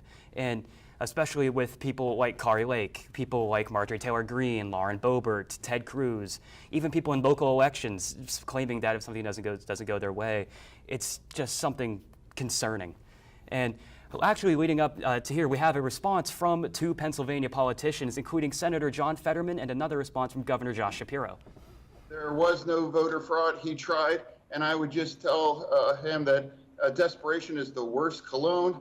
And I expected he was going to do that. it's not going to be effective, just any more effective than it was in 2020. And anyone that platformed his lies, that was a very expensive kinds of habit as well, too. We'll have a free and fair, safe and secure election in Pennsylvania, and the will of the people will be respected and protected. Now, I don't know about you, but I hope we have a fair, safe election with no fraud, and I still can't get over while he wears a Carhartt hoodie. Of course. I mean, if it's comfortable and it works, it works. But adding off of what Fetterman and Shapiro were saying, and actually Dr. Fanning as well when he was here, these elections are the safest we've had in American history because of all the steps you have to go through if someone would want to commit voter fraud. It's just an unsubstantiated claim that is having a genuine human toll on people, and it's something that I don't know if it's something that can continue without some kind of major disaster. Nope, yeah, I can't agree more. Now, following after this, we do have some more interviews, maybe going out in the field, some more, but we'll stay right here for the 2024 election night coverage at RMU. Every day, Millions of people are connecting and even though we're overcoming obstacles, watching each other's backs, and banding together. we should still make an effort We should still make an to effort get to know each other. on a deeper level. Father, Cosplayer, mentor. actor. It's time we take a step forward It's time we take a step forward. Come together. and discover How accepting our differences can make us stronger. Yeah! Sam, Elmo! Oh, hey, Julia! You ready to play band with us? I'm gonna play my clarinet. And Elmo's gonna play his drum. Drum loud. Oh, well, you know what to do, Julia. Julia knows. With Julia's autism, loud sounds can be too much. But she still loves to make music. Play band! Early screening for autism can make a lifetime of difference. Find out more at screenforautism.org.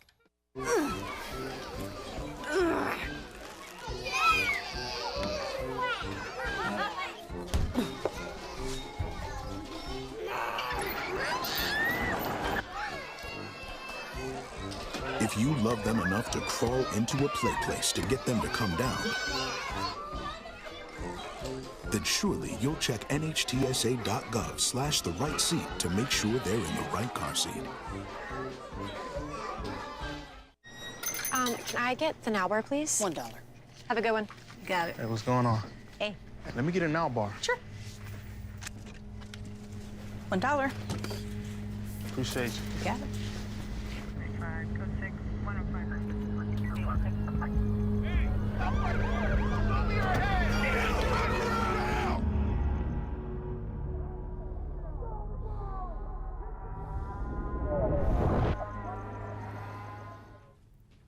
Hello and welcome back to RMU-TV's coverage of the 2024 presidential election. Now, tossing it over out to the field, we have our very own Taylor, who is talking with the Democratic candidate for Attorney General.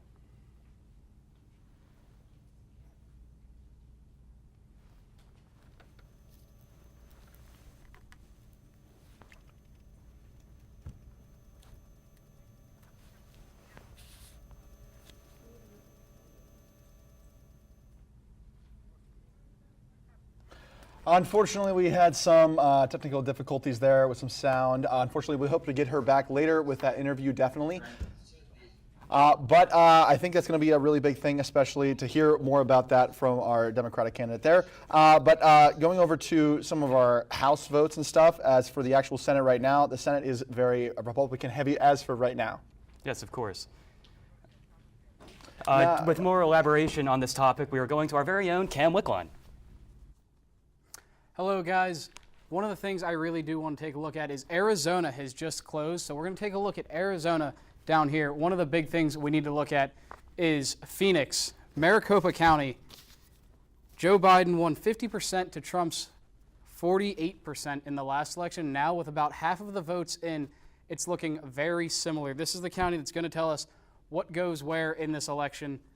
If Kamala can pull out to a bigger lead, she might pull this one out. If it even sticks here, she will probably pull Arizona out. When Biden won 50% of the votes, he won this state. That being said, whenever Donald Trump won 48% of the votes and Clinton only won about 45% of the votes in 2016, Trump pulled this state out.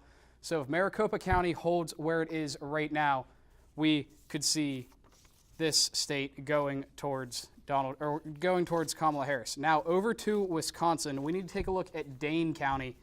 That's where Madison, Wisconsin is at. Joe Biden won about 75% of the votes in the last election, and now you're seeing Kamala Harris dip down a little bit below that. Whenever Trump won this state in 2016, Clinton only won about 71% of the votes. Biden won about 75% of the votes in 2020 when the Democrats won it. Right now we're seeing Kamala sit at right about in between both of them with about 75% of the votes in there. So this is another state, or another county we're going to need to keep an eye on. Now, over to Pennsylvania, Allegheny County. That's where this is happening. Allegheny County is a big one. And you're going to see a lot of the votes are in right now into Allegheny County. About 74% of the votes in, and Harris has a bigger lead right now than what Joe Biden did in 2020 when he won Pennsylvania. Biden had about 59% of the votes. Harris has almost 61% of the votes with almost 3/4 of the votes in. If she can pull out a bigger lead or even maintain this lead in Allegheny County, she could pull out Pennsylvania. The last thing we want to check up on is Georgia. We need to go back over to Cobb and Fulton County. Not the first time we've showed you tonight, not the last time we're going to show you tonight. Fulton County, about 84% of the votes in. Cobb County, about 86% of the votes in. In Cobb County, she is putting up big numbers, and it's exactly what she needs to do. Between the two counties, Biden won about 66% of the votes. Right now, she's pulling better than that. And again, this is where about 1/4 of the state's voters are coming from. So this is going to be a big part in where Georgia goes. And right now, based on these numbers, it looks like Kamala could pull out Georgia. Obviously, too early to call anything, but you're seeing over 3/4 of the votes being polled so far in this big area of Georgia. So big things happening for the Harris campaign. Over to the Senate races. This is a big election for the Senate races. The Democrats held control of the Senate with 51 seats, 4 independents, but 51 seats in the last election. 49 went to the Republicans. There are now 34 seats up for grabs. 38 seats still sit in Republican control. 28 seats sit in Democratic control. Those 34 seats will determine who will get control of the Senate. You can see right now 43 seats have been given to the Republicans, 34 seats for the Democrats. This is something we're going to have to keep an eye on all night. Whoever can get control of the Senate can have a lot to do with how much this president can get done, whether the Democrats get control of the Senate and Kamala wins, or the Republicans get control and Trump wins. There could be a lot that gets done. And if they don't manage to be in the same party, we could see a lot of things stall, which has been an issue with our government, according to a lot of the American people. So this is going to be something we're going to have to keep an eye on all night, and I will keep you guys updated. Guys, back to you. Yes, and now we'll be going over to Isabella at our social desk to see what is happening on all the social medias. Take it away, Isabella. Thank you. The social medias have still been sort of quiet. Trump did post about 30 minutes ago encouraging everybody in California that the polls are open until 8 p.m. local time there. And if they're cut off, they will let you vote if you're in line. So he's encouraging everybody to stay in line. And also, Kamala did, Vanity Fair did also post that Kamala dropped into the DNC headquarters today to do some last-minute phone banking for herself. But besides that, both platforms have been pretty quiet for this election.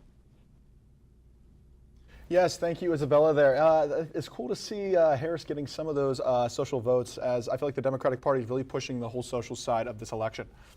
Now moving over to, again, to recap on some of the states we did hit here that just came in. We have Mississippi, of course, that came in red for Trump there. Colorado coming in at blue for Harris, and Indiana also coming in red there. And as long as a few other states as well, am I right? Yes, Utah also turned red, and the last one is escaping me at this current moment, but I believe it also went red. Louisiana. Yes, of course. Can't forget about Louisiana. Also went red. I'm sorry to all Louisianans out there, as well as Drew Brees. But anyway, those states are not the kinds that usually flip-flop all that often. Like Louisiana and Mississippi, they're part of the Bible Belt. The South, the historically conservative, historically Republican-leaning area. Colorado has voted blue historically for longer than I've been alive. Utah, same thing with them in voting Republican, and Indiana as well. It helps us see more the true picture of what this election will look like, but very few surprises with those 4 states. Yes, as of right now, we do have Montana is actually a red state, and Minnesota is also very close to becoming that blue state as well. So we're going to have to see what happens with those. As of right now, the Republicans have 236 to 226 right now. Of course, and hopefully now that the technical issues have been resolved, we're tossing back over to Taylor Roberts with the Democratic candidate for Attorney General.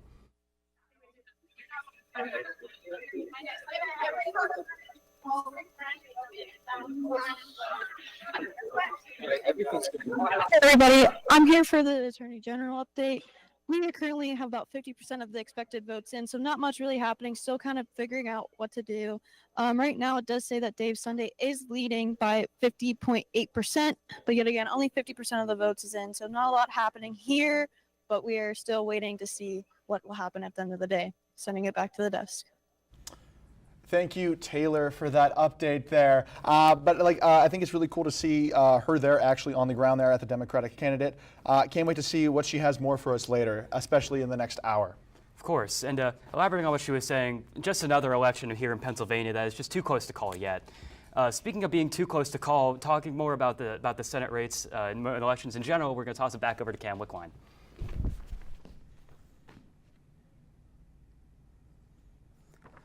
Hello, guys. I'm here back to talk about the Senate elections. We're going to go over to the PA election. We were talking about this earlier.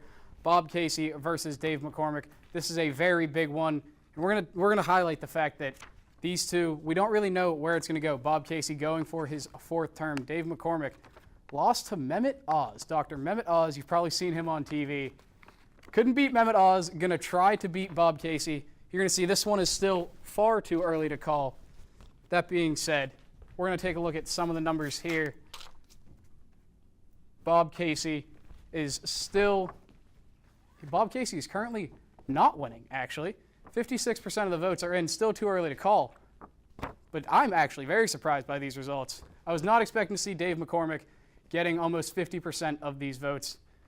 As we know, with the mail-in ballots, the Democrats surely will start to make a surge later. But Dave McCormick currently in the lead. Can't say I was expecting that one. Guys, back over to you. Yeah, I also cannot believe that as well.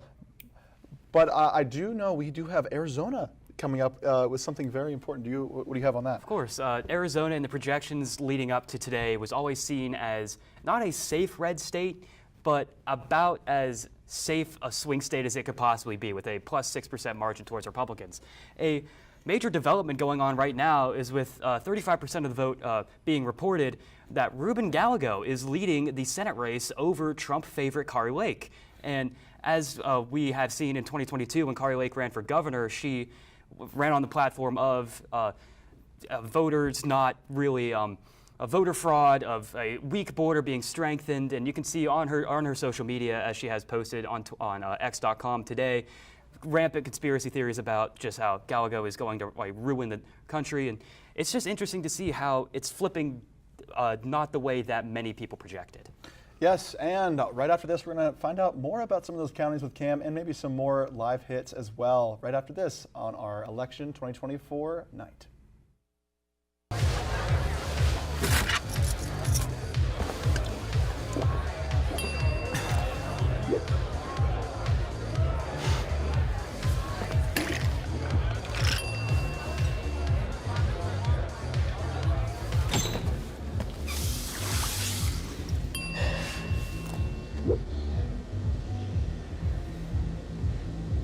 If you need to do something to feel okay to drive, you're not okay to drive.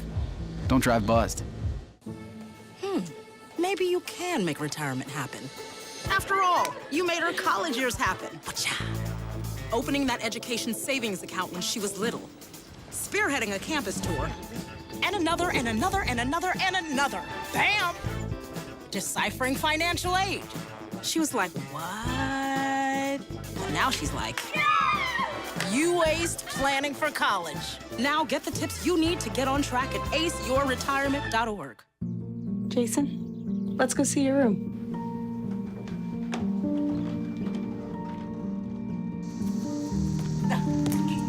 That's not right.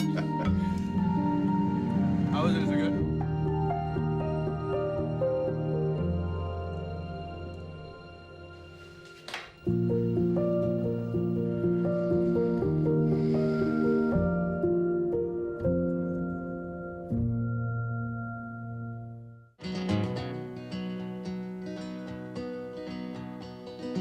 Things could be stranger, but I don't know how.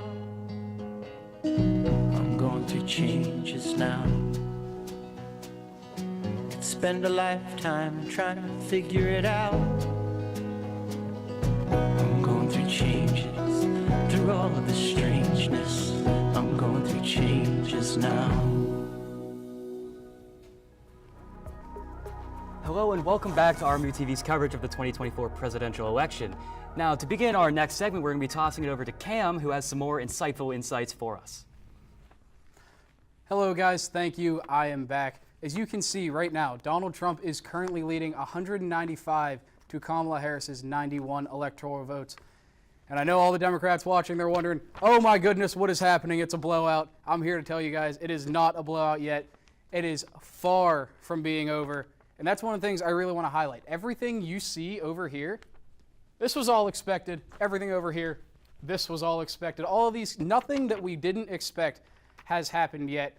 Honestly, all the stuff we don't expect to happen, or the stuff that's going to surprise us, that's all going to happen later tonight.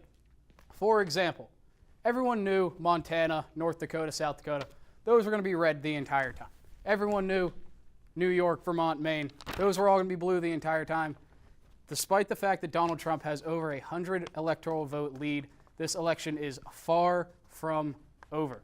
That is just one of the big things I want to impress upon the viewers right now. This election is far from over. We still have a lot of things we want to keep an eye on. Georgia specifically, North Carolina specifically, Pennsylvania specifically. All the swing states that I've been talking about all night, those are really those 7, 8 swing states. Depending on how Iowa goes, that's the one that really could surprise us. We do think it's going to go Republican. If it doesn't, that would be the big surprise of the evening. That being said, those 7 swing states, those are really the things that we have to keep an eye out. You can almost forget about the numbers you're seeing on top of the screen. Guys, back to you. Yes, thank you so much, Cam. And right now, big story happening right now is Nevada. They currently have nothing in right now. I mean, this is very similar to 2020, where we were waiting for a week after the election for Nevada to get the results. And I mean, it's something we've seen before, we might be seeing again. Another thing is that Virginia has started to switch over blue now that more votes are coming in. Yes, now that's something that a lot of people, at least some people, are a little weary about, or at least happening right now. I thought that might have gone a little bit more red. It started out red, going more towards Trump, but now it's starting to slowly trickle its way over toward Kamala Harris's side and going blue. Of course, and it has historically been more of a Republican-leaning swing state. Like in 2016, they voted Trump, but I believe in 2012, they went with Obama.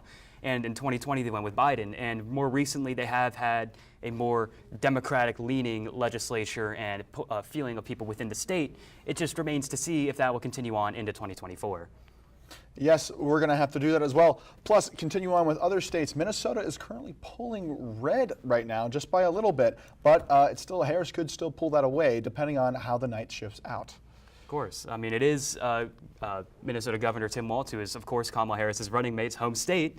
And it has historically been a very, very safe blue state, as if those of you who can remember that in 1984 it was the only state that did not vote for Ronald Reagan, who was, of course, a Republican. It's just, we need to see more of these votes come in because a lot of these are coming from the more rural areas of the states. And we more in that, like as Cam has said multiple times, this tends to be the more Republican-leaning areas. But as the cities and their votes get reported more and more, we will see more of a shift, hopefully, and possibly towards blue. Yeah, we'll have to see. And like I said, if you want to continue with more rural areas, right now Pennsylvania is still leaning into that, still leaning more red with Dave McCormick right now, still leading at 50.6% compared to Bob Casey's 49.4%. Now, of course, we still have some ballots coming in, mail-in ballots, and that's for every state, but specifically Pennsylvania. But like I said, as for the House, do you have anything to say about the House, Caden? You kind of caught me lacking there. Now at the moment, I don't really have the map up. My Wi-Fi has been kicked off. So just as of right now, the House, it was, I've seen in many different political scientists say that the possibility for this election is the Senate and the House to both flip. Yes. Where the Senate could turn red, specifically with the retirement of longtime Democratic Senator Joe Manchin from West Virginia, my home state, in a very safely red district. And the House could also flip blue for the first time since 2020, as it flipped red in 2022. Yes, but right now we currently have a state call coming in. We'll have to see what that is here soon. But like you were saying, it's going to be very interesting to see with that flip of the House and the Senate as well. All right, we do have breaking news here that the state of Kansas has voted Republican. It will be spending its 6 electoral votes on Donald Trump, bringing his total to above 200.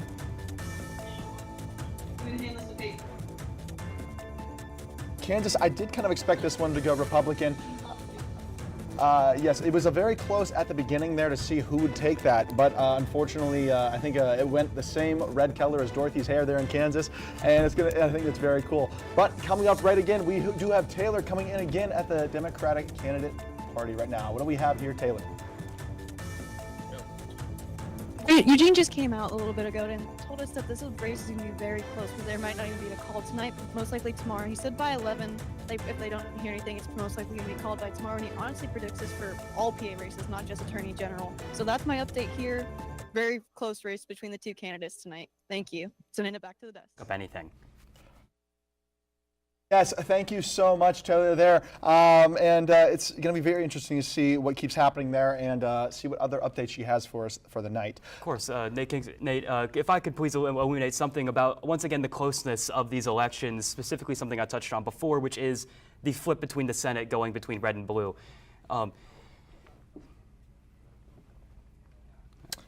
Yes, as well, Eugene is going to be something that's going to be really big right now, and we'll be going back to Taylor here soon with that.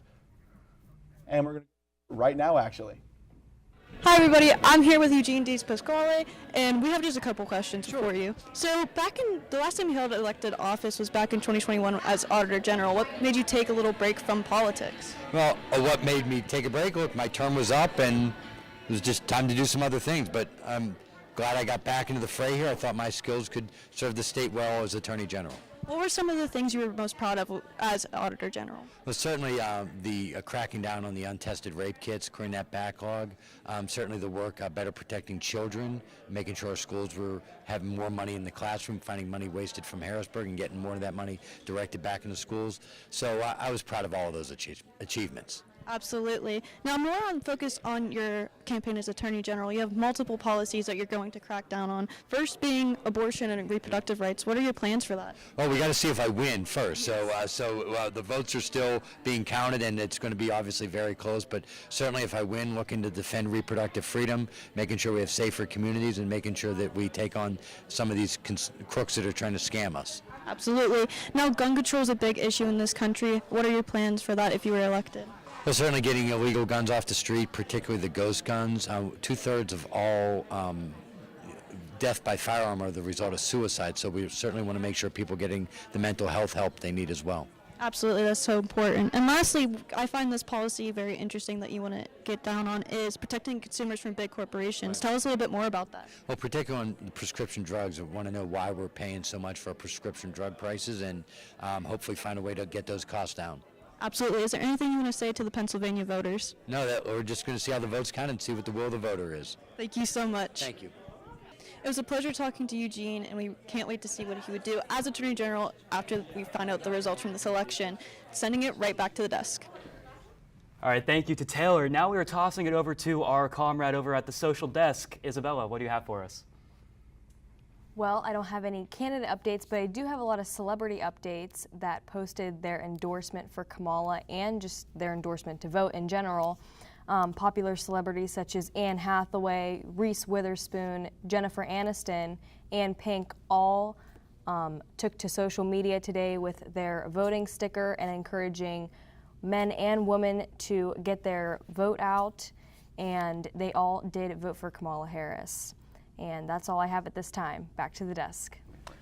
All right, thank you so much, Isabella, on that. And yes, a lot of celebrities are punching in there, especially those over in the Hollywood, California area. Those celebrities of movies and Leonardo DiCaprio, definitely saying they want to go for Harris. Of course, and tossing it back over to Alex Hennon, who has another interview with a RMU watch party.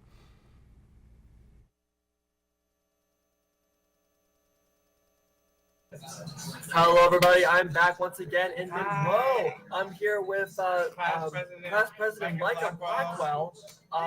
So Micah, what are your overall thoughts on the election so far? I'm very anxious because it looks very close, and it's looking like from what we're watching ABC as a group. So from what ABC has said is that Trump is in the lead with the electoral vote. Yeah, quite a number, I believe. I believe almost around 200, if not over 200. Over 200. Yeah, almost 200 is close. So, very close. Yeah. Very. Yeah, from what I understand, it looks like it's similar to last year where Trump was in the lead for a good portion of it. Not last year, last election. So it's very interesting to see. As of our point of view right now, it looks like Kamala is winning some of the states here with 10 electoral votes. Micah, thank you so much for the interview, and I'll send it back to the desk. Thank you guys. Okay. All right, thank you, Alex, with some more Watch Party interviews. Now, coming up, we're going to toss it right back to something we had earlier in our hour with the Michigan State University voters. Let's see what they have to say. It's hard to walk around a college campus and not realize it's election season. And at the University of Michigan, early voting is already underway. Everybody here, they shove in your face like, oh, are you voting? Are you voting? Vote early. Like, everybody needs to vote. And like, they don't even ask if you're American, and we have a lot of international students. But Michigan junior Max Friedman was not happy to learn a fellow student from China, who is not a U.S. citizen, was able to not only register to vote, but also cast a ballot on campus. So I'm not surprised that it happened, but I'm surprised that like it actually counted and they actually got credit for voting. According to the Secretary of State's office, the 19-year-old student went to the campus early voting site Sunday, registered to vote using his UMID card, showed documents proving residency in Ann Arbor, and signed a document identifying as a U.S. citizen. Since the ballot was filled out and put into the tabulator, there's no way to take it back, and it will count this election. I was very surprised. I didn't expect it to be possible because when I voted, it required a lot of proof. Freshman Benjamin Zhang spent a decade in China but was born in the U.S. However, he has friends who aren't citizens, like Xing Shenli, also from China, who said he's not surprised the student who voted is facing a felony charge. I kind of expect that because I know how voting is the right as a citizen, and it's a big deal. So any foreigner don't want to mess with it. The issue was discovered after the student contacted the Ann Arbor clerk's office and asked to get the ballot back. The clerk then reported it to police. This is the one time it was documented. How many other times is this happening that we don't really know about? In a statement, Secretary of State Jocelyn Benson said, quote, "Non-citizen voting is an extremely isolated and rare event. Investigations in multiple states and nationwide have found no evidence of large numbers of non-citizens registering to vote. Even less common is a non-citizen actually casting a ballot. When it does happen, we take it extremely seriously." Yes, as you can see, the Michigan State students as well are having some hard trouble, as well as those around other universities around the U.S. But right now, we do have a new state that just got announced. What is that, Katie? Yes, of course, we're going out to the Midwest, to the land of corn and Hawkeyes football. Iowa, despite some early pushes by the Democrats, have voted for Donald Trump. Their 6 electoral votes will add on to Trump's already above 200-point total. Now tossing over to Cam for some elaboration. Thank you, guys. As you just said, Iowa was called for the Republicans for Donald Trump. He's now up to 207. This is the first of the quote-unquote swing states, although that being said, Iowa was really only considered a swing state tonight because of a recent poll that showed Kamala Harris had a chance at winning this. That being said, it was not so. Donald Trump ends up pulling Iowa, and it's 6 electoral votes, bringing his total, as I said, up to 207.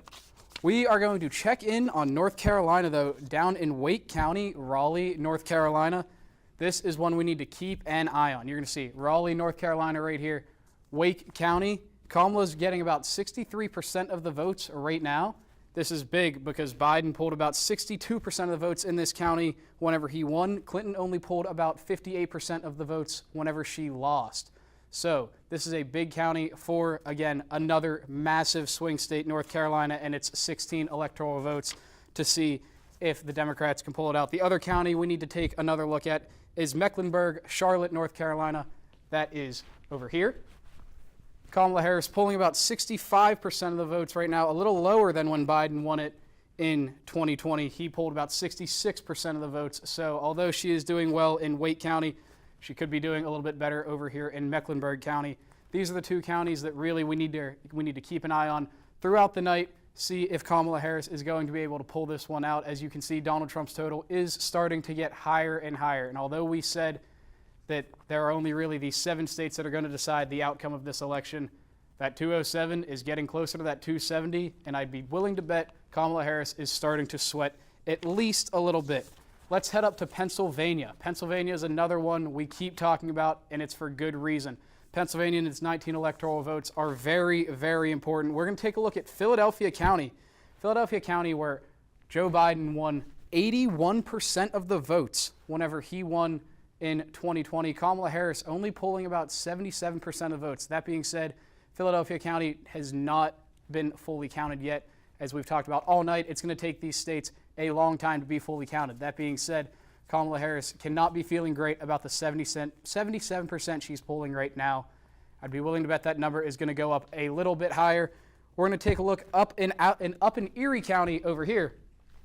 Erie County, as we've said, a tight one. About 32% of the votes in right now. Kamala Harris polling 63% of the votes. That being said, way too early to look. This is just another one I wanted to give you guys an update on because it is massively important. Let's head over to Nevada. Let's see what's going on with Nevada. Over in Nevada, not many of the votes in at the moment. So we will take a look at Michigan. Let's go over and look at Michigan. Michigan is currently going towards Kamala Harris. We need to take a look at some of the counties in Michigan. Let's see where we need to take a look at. Let's take a look at Wayne County. That's where Detroit, Michigan is at. Joe Biden won 68% in 2020. Way too early to call right there. So let's take a look at Kent, Grand Rapids, Michigan. That's another one that's going to flip either way. And with about 34% of the vote in, Kamala Harris pulling about 62%, an early lead for her over there. In Saginaw County, one that's been blue for years, Biden won 49% of the votes. Trump won 49% of the votes.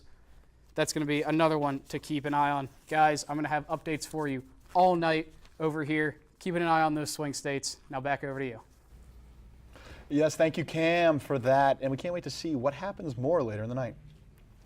And we do have something that just happened in the Senate, that being Ted Cruz. What do you have on that, Caden? Of course, another big win for the Republicans in the Senate. Ted Cruz retains his spot, which there were some questions about since he was incredibly unpopular within the state of Texas for his policies involving fleeing during natural disasters and just not really sticking through the thick of the weather of the times in Texas.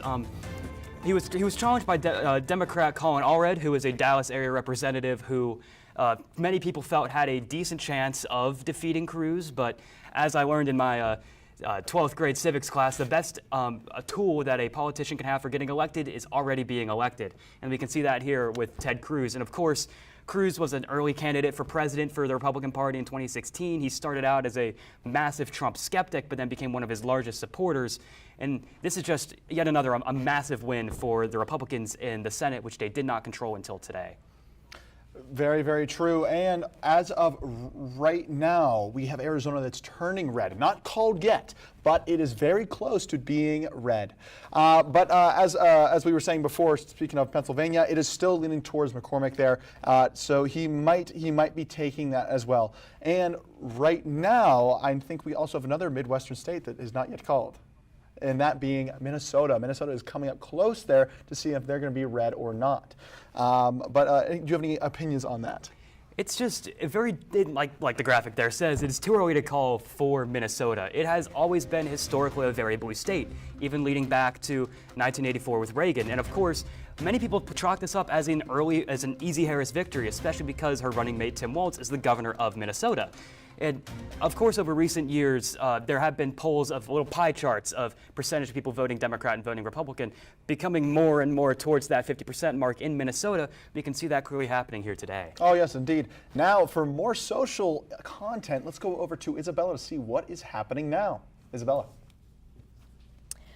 Tom Brady endorsed President Trump, and Roseanne Barr retweeted the post with saying all winners are on his side. Those are just some of the celebrities that are backing Trump versus the ones that I said previously that are backing Harris. Ivanka also posted on social media yesterday to drop a like if you believe that Trump will emerge in the winner of the 2024 election. And besides that, both the candidates have not posted for about an hour, and that's all I have for now. Back to the desk. Thank you so much, Isabella. And another just more celebrities. Of course, Tom Brady. I'm not surprised by that. But to many, the greatest player of all time of America's largest sport. Of course, that means he has a lot of supporters, but also a lot of critics. So his vote, his endorsement will surely have a sway in at least a large demographic of people. Yes, in fact. Plus, I mean, of course, we can't get away with some of these states. They are actually coming to a closure very, very soon, in about 5 minutes at the 11 o'clock hour. So we're going to have to see what happens there. And I can't even, what can you do to wrap up this hour of what happened? All I can say is it's just the same theme as before. It's too early to tell. There's a lot of indications of what way that this election could go, but we might not know till 1 or 2 in the morning, maybe even tomorrow, maybe even Thursday, Friday, possibly even into the weekend. It's just something we're going to really have our eyes glued onto the TV for. Yes, yes, and stay tuned right here for more election coverage of the 2024 election. We'll be right back here right after this.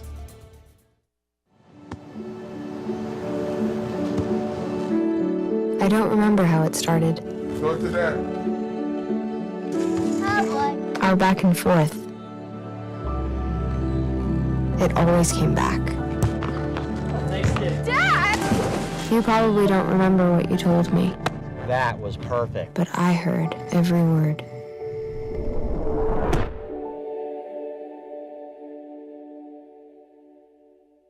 There's so many rewards in life. You coming into our home was one of the greatest rewards we could have ever had. You know, it took 20 years, and I got my third child, who was 17 at the time. It's so cool to watch the adult that you've become, and you really have done as much for us as you think we've done for you.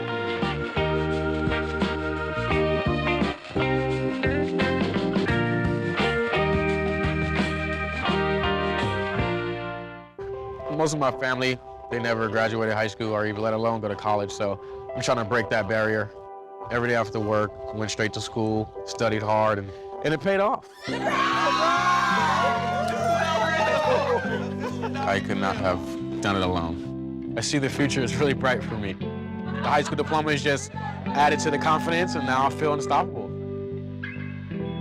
Find free adult education classes near you at finishyourdiploma.org. You told me not to talk to strangers. You told me not to cross the street without looking both ways. You told me not to touch the stove. You told me not to do drugs. You told me not to drink and drive. You gave me so many messages about how to stay safe. Why did you keep me safe by properly storing your gun?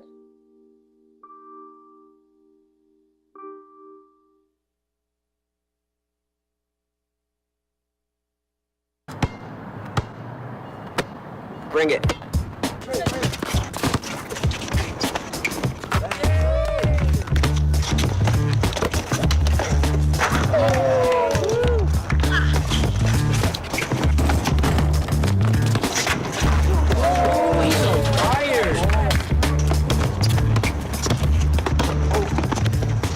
Time out, guys. I'm late to dinner.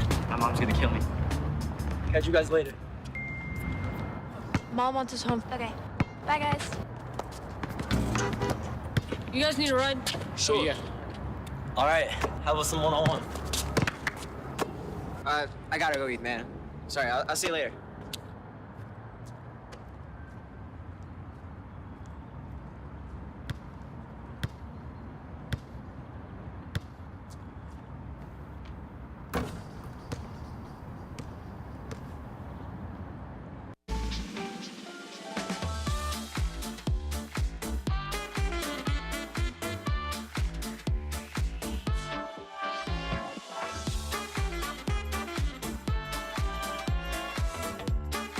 Before we celebrate the freedom most Americans have, we must fight for the freedom all Americans deserve. Because all lives can't matter until Black lives matter. When I was your age, I was just like you, fascinated by stars.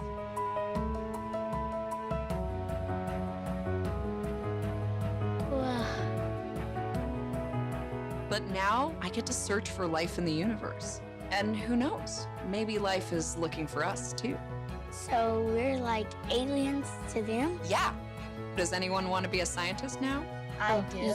Awesome. We need more girls in STEM. Maybe we can find aliens.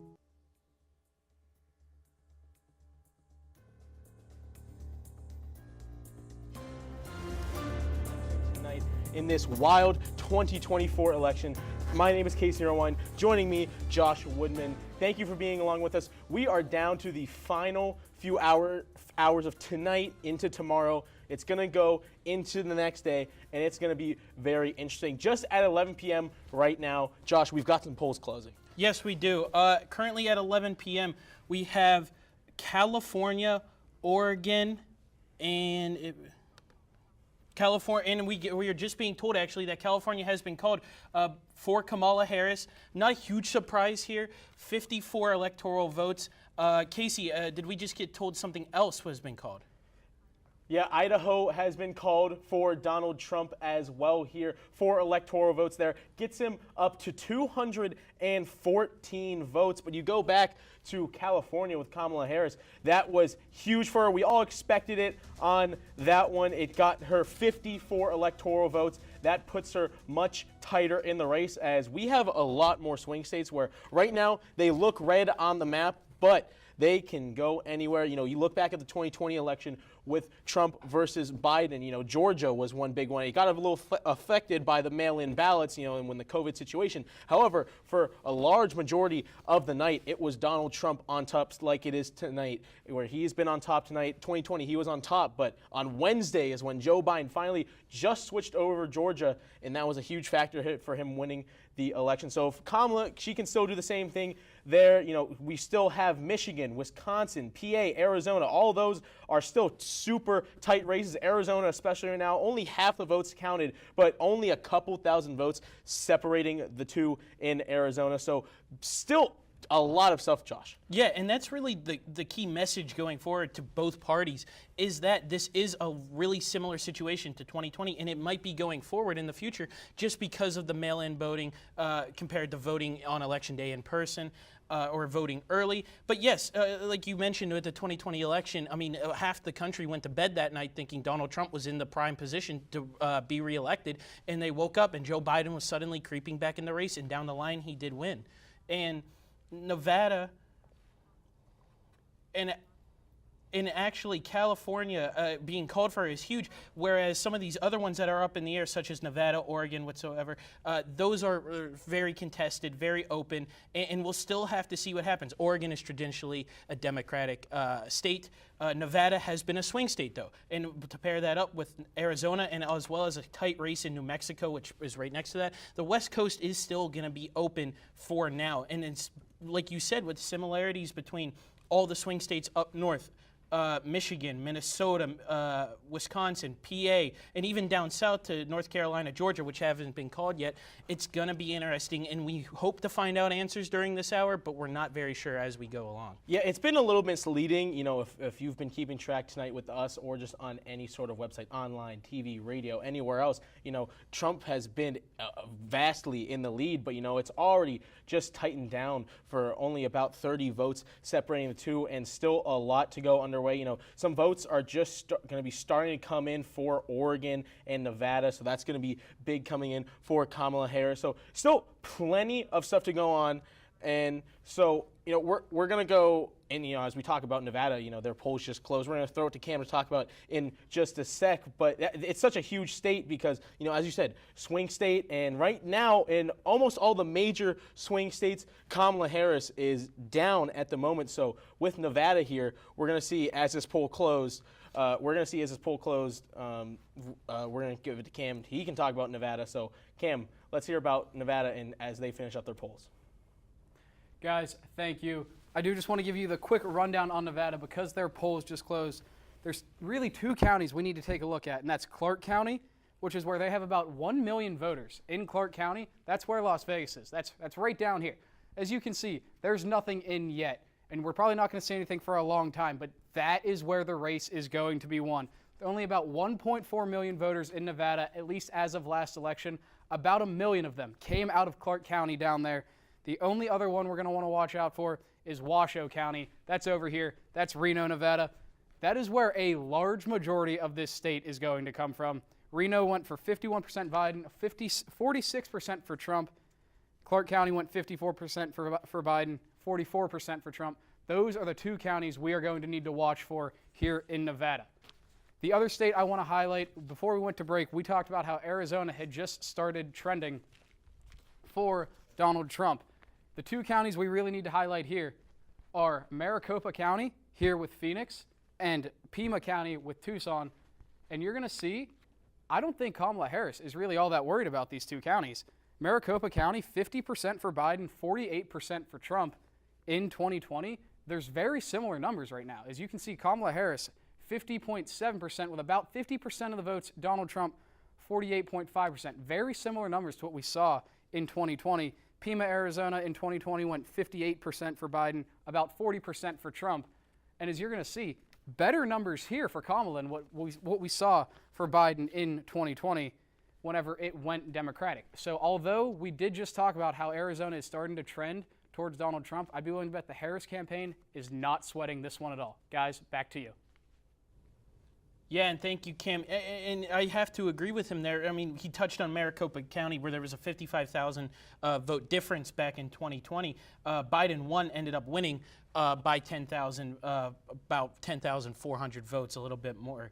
But overall, the idea is still there, like he mentioned, that there's still a long way to go in this. And so that gap right now might seem large. It might be worrying, like talking about trends or whatnot. But overall, I would have to agree with Cam and say that Kamala Harris is not too worried as it stands right now in Arizona, because there is still just so much to be counted. Yeah, it's still such a tight race. You know, it's very interesting. It's intriguing. It's everything that, you know, some of these for a past few elections, you know, looking back to even Obama, you know, he won those states so fast. But, you know, these last few elections, it's been a lot closer. And tonight, it's going to be very close. You know, you can see it's getting to Cam Wickline, you know, our reporter over there. You know, he's been sweating, you know, because he knows it's a big, tight race. You know, he's had to take his tie off even. You know, it's that much of a dogfight tonight. But I want to go into a little bit more of the specifics as well when we look at some of these swing states. I want to look at some of the Latino voters. There's been a big switch up in a couple of the swing states. You know, we're going to look back at the 2020 election. We're going to go look at Michigan. Biden won the Latino vote by 11 points in Michigan, but right now tonight, Trump is actually up 20 points in the Latino vote. And obviously, you know, it's such a big thing, you know, with, you know, the recent controversy with the Puerto Rico at his recent convention and all that other stuff. So, but it's been something that Trump wants to hit on, and clearly tonight he has been in such a big state like Michigan. And we're also going to look at Pennsylvania. You know, Pennsylvania has a pretty good Puerto Rico population, and in the last election, Biden won the Latino vote by 40 points. In this election, Kamala is only up by 17. So, you know, right there in Pennsylvania, it only makes up 6% of the population in Pennsylvania. But even still, that's something that can really swing it just that little bit, where in these, you know, battleground states, that's what can really decide it. And so that's going to be another interesting thing that's going to impact our election tonight. And so also we got some breaking news here. Washington has officially have Kamala Harris. She has is trending blue, Washington.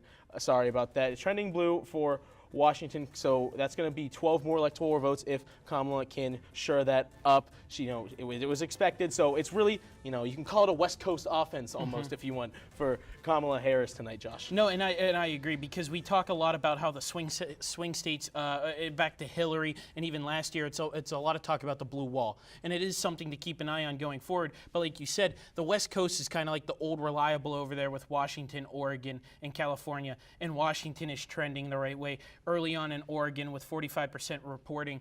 Kamala is in the lead by over 200,000 votes as it stands on here. And of course, California has already been called with very little reported. So it is safe to call those places, whereas Trump in some of those areas for him, whereas like in Texas, it took a little bit. Other places like Florida maybe took a little bit just because of the mass population there, and there's naturally the cities attract more. But like you said, the West Coast offense, as you would call it, is very reliable. It's just whether, like you mentioned, the swing states with the votes that you need to win with the blue wall. That is what we're going to have to look at going forward. Yeah, and so we keep talking about these swing states. We're going to give it to Cam in again a second to talk more about Pennsylvania, our current state. Lots of votes still coming in. We look at Erie, we look at Allegheny County, we look at Philadelphia. Huge numbers, and this is huge for not even just Pennsylvania, but the entire election. So that's a big thing tonight. And the Senate race has also been very interesting as well. We'll get to that in a little bit. But right now, we're going to go to Cam and see what he has to say about Pennsylvania. All right, guys, I'm back, and I was just telling you about how in Arizona, Kamala isn't worried about what she's seeing, although something is trending red. That being said, I'm going to show you something I think should be worrying Kamala. We're going to take a look down here in Philadelphia County. Although she is winning by a very hefty margin, you can see she's winning 77% of the vote. That simply isn't good enough for what she needs. If she wants to win Pennsylvania, she has to win Philadelphia by at least 80%, and right now that's not happening. Biden won it by 81% in 2020. Clinton won it by 82% in 2016. Currently, she's underperforming them. Donald Trump didn't even eclipse 20% of the vote in Philadelphia in 2020 or 2016. Now he's at 21% with 81% of the votes in. So this is not a small amount of votes currently in Philadelphia. This is something that has to be worrying the Kamala campaign. Over to Erie, how we've been highlighting all night. This is a very important spot, and you're going to see Kamala currently polling about 56% of the votes, with about half of the votes in. This is a good sign for her. So we've got a couple good things happening for Kamala and a couple bad things happening. Let's head down to Allegheny County. That's Pittsburgh. That is another big area where Kamala is looking to hold on and get as many votes as she can and essentially fend off the Republicans. In 2020, Biden won about 59% of the votes. Trump won about 39% of the votes. As you can see, not much has changed. And this is with about 88% of the votes in, so no major differences are going to come out of this area. The last place I want to look at in Pennsylvania is Bucks County. Bucks County is a suburban county over in Philadelphia, right about here. Bucks County is a big county to see what the suburban vote is doing in Pennsylvania. It's right about there if we can get it. There we go. Kamala is polling about 50% of the votes right now. That's not as good as Biden did with about 50% of the votes in. In 2020, Biden polled about 51% of the votes. In 2016, when Clinton lost, she was polling about 48% of the votes. This is another worrying county for Kamala at the moment. Although not all of the votes are in, Pennsylvania is not looking very good for Harris. Guys, back to you. Thank you, Cam. And so you can see, when we compare with the 2020 election, so you see it's just a couple key areas, especially in Pennsylvania, that Kamala is just not hitting on. I do want to really quick talk about, I mentioned the PA Senate race. That's a very tight race as well between Dave McCormick, the Republican candidate, and Bob Casey, the current incumbent and Democratic Party candidate. Dave McCormick is actually up with 71% of the votes, and he's up 49.7% to Casey's 47.8%. So that's a very interesting result if that holds. Obviously still a lot to come tonight for that, but not many people expected Dave McCormick to actually pull away with that because, it's so hard to take an incumbent out, especially one as long-serving as Bob Casey. Another one I do also want to touch on is Nebraska. Very surprising here because there is an independent in the Nebraska Senate race, and that is Dan Osborne, and currently he is in fact winning right now with 58% of the votes in. He is up just a few thousand votes, but not many expected him to even bring this close, never mind win it. So if he can pull that result, that's a big result on how the seats will change for the House, and especially with the numbers the Republicans need to control, Josh. Yeah, and there's been a lot of surprising things so far. And if you look over there in Nebraska, it's again very, very tight. there's not a lot to be really said in terms of why this is happening. I mean, hope maybe we could go over to Isabella over at socials and maybe see a reaction to that. But overall, there's been a lot of questionable things, stuff that is trending and hasn't maybe been the same as it was in 2020, or maybe it has been a trend when Trump first won in 2016. But overall, in terms of Nebraska, it is a very surprising result with votes still coming in. So, it could sway either way for either candidate, but with that very narrow margin, it is hard to call it either way. And so, as I touched on, we were looking at Isabella for socials. We're going to send it over to her. Very unlike both of the candidates, Kamala has not posted anything in 4 hours, along with Trump with 1 hour, although everybody else on social media has been going crazy, whether it is serious content or unserious. The memes have been circulating with Trump at McDonald's, following with Kamala's accidental fake call on camera. Excuse me. Social media has been blowing up with memes all over following the two candidates. But besides that, both candidates have been very quiet on all platforms. Back to the desk. Thank you, Isabella. Josh, I know we're both on X, as they call it now a lot, and obviously Elon Musk has been a big subject for Donald Trump's campaign, especially around here in Pennsylvania. Both showed up to different Steelers games.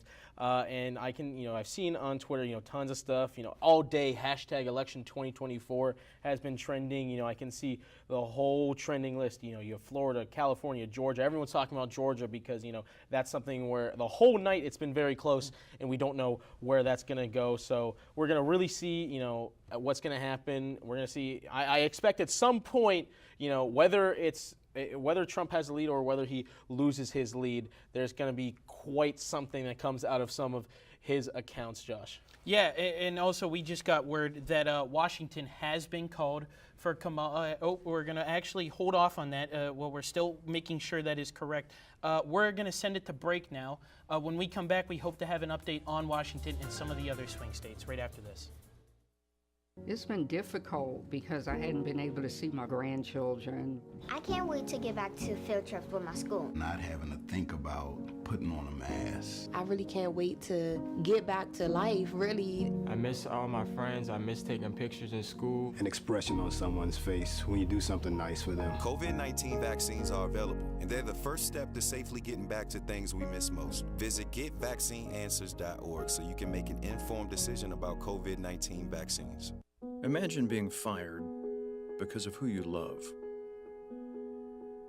Imagine being denied medical treatment because of who you marry. Imagine being evicted because of who you are. Millions of Americans don't have to imagine this. They have to live it. Because in 30 states, it's legal to discriminate against LGBT people. It's time to make an informed decision about COVID-19 vaccines. The dangerous new Delta variant is more than twice as contagious as the original virus and can affect anyone. Right now, 9 out of 10 hospitalizations and deaths from COVID are among unvaccinated people. Getting vaccinated might save your life, and there's now an option that's fully approved by the FDA. Learn more at getvaccineanswers.org. Honorary Forest Ranger Betty White here, lending a hand to my dear friend Smokey Bear. Because for years, he's only said, only you can prevent wildfires. But there's a lot more to say. Like, if you park your car on tall, dry grass, the hot exhaust pipe can start a wildfire. So keep the animals safe, especially the cute shirtless one. Go to SmokeyBear.com to learn more about wildfire prevention. Welcome back, everyone, to RMU-TV's coverage of the 2024 election. Josh, we've got some breaking news.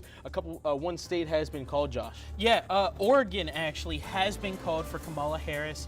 That is 8 electoral votes for her. It's an expected win. for her. But actually, the more interesting story right here isn't what's going on with if Washington has been called or not. It's actually going south to Nevada, where apparently there has been claims of voter fraud, and which is why right now to the public there has been no information about any votes so far. And so this is, of course, an interesting topic, of course, made popular by former President Trump last election cycle, where he had claims of voter fraud. It was actually a little bit later last cycle, where from now is when he declared victory. He was saying there was claims of voter fraud, claims that have been all to the public been as claimed as untrue.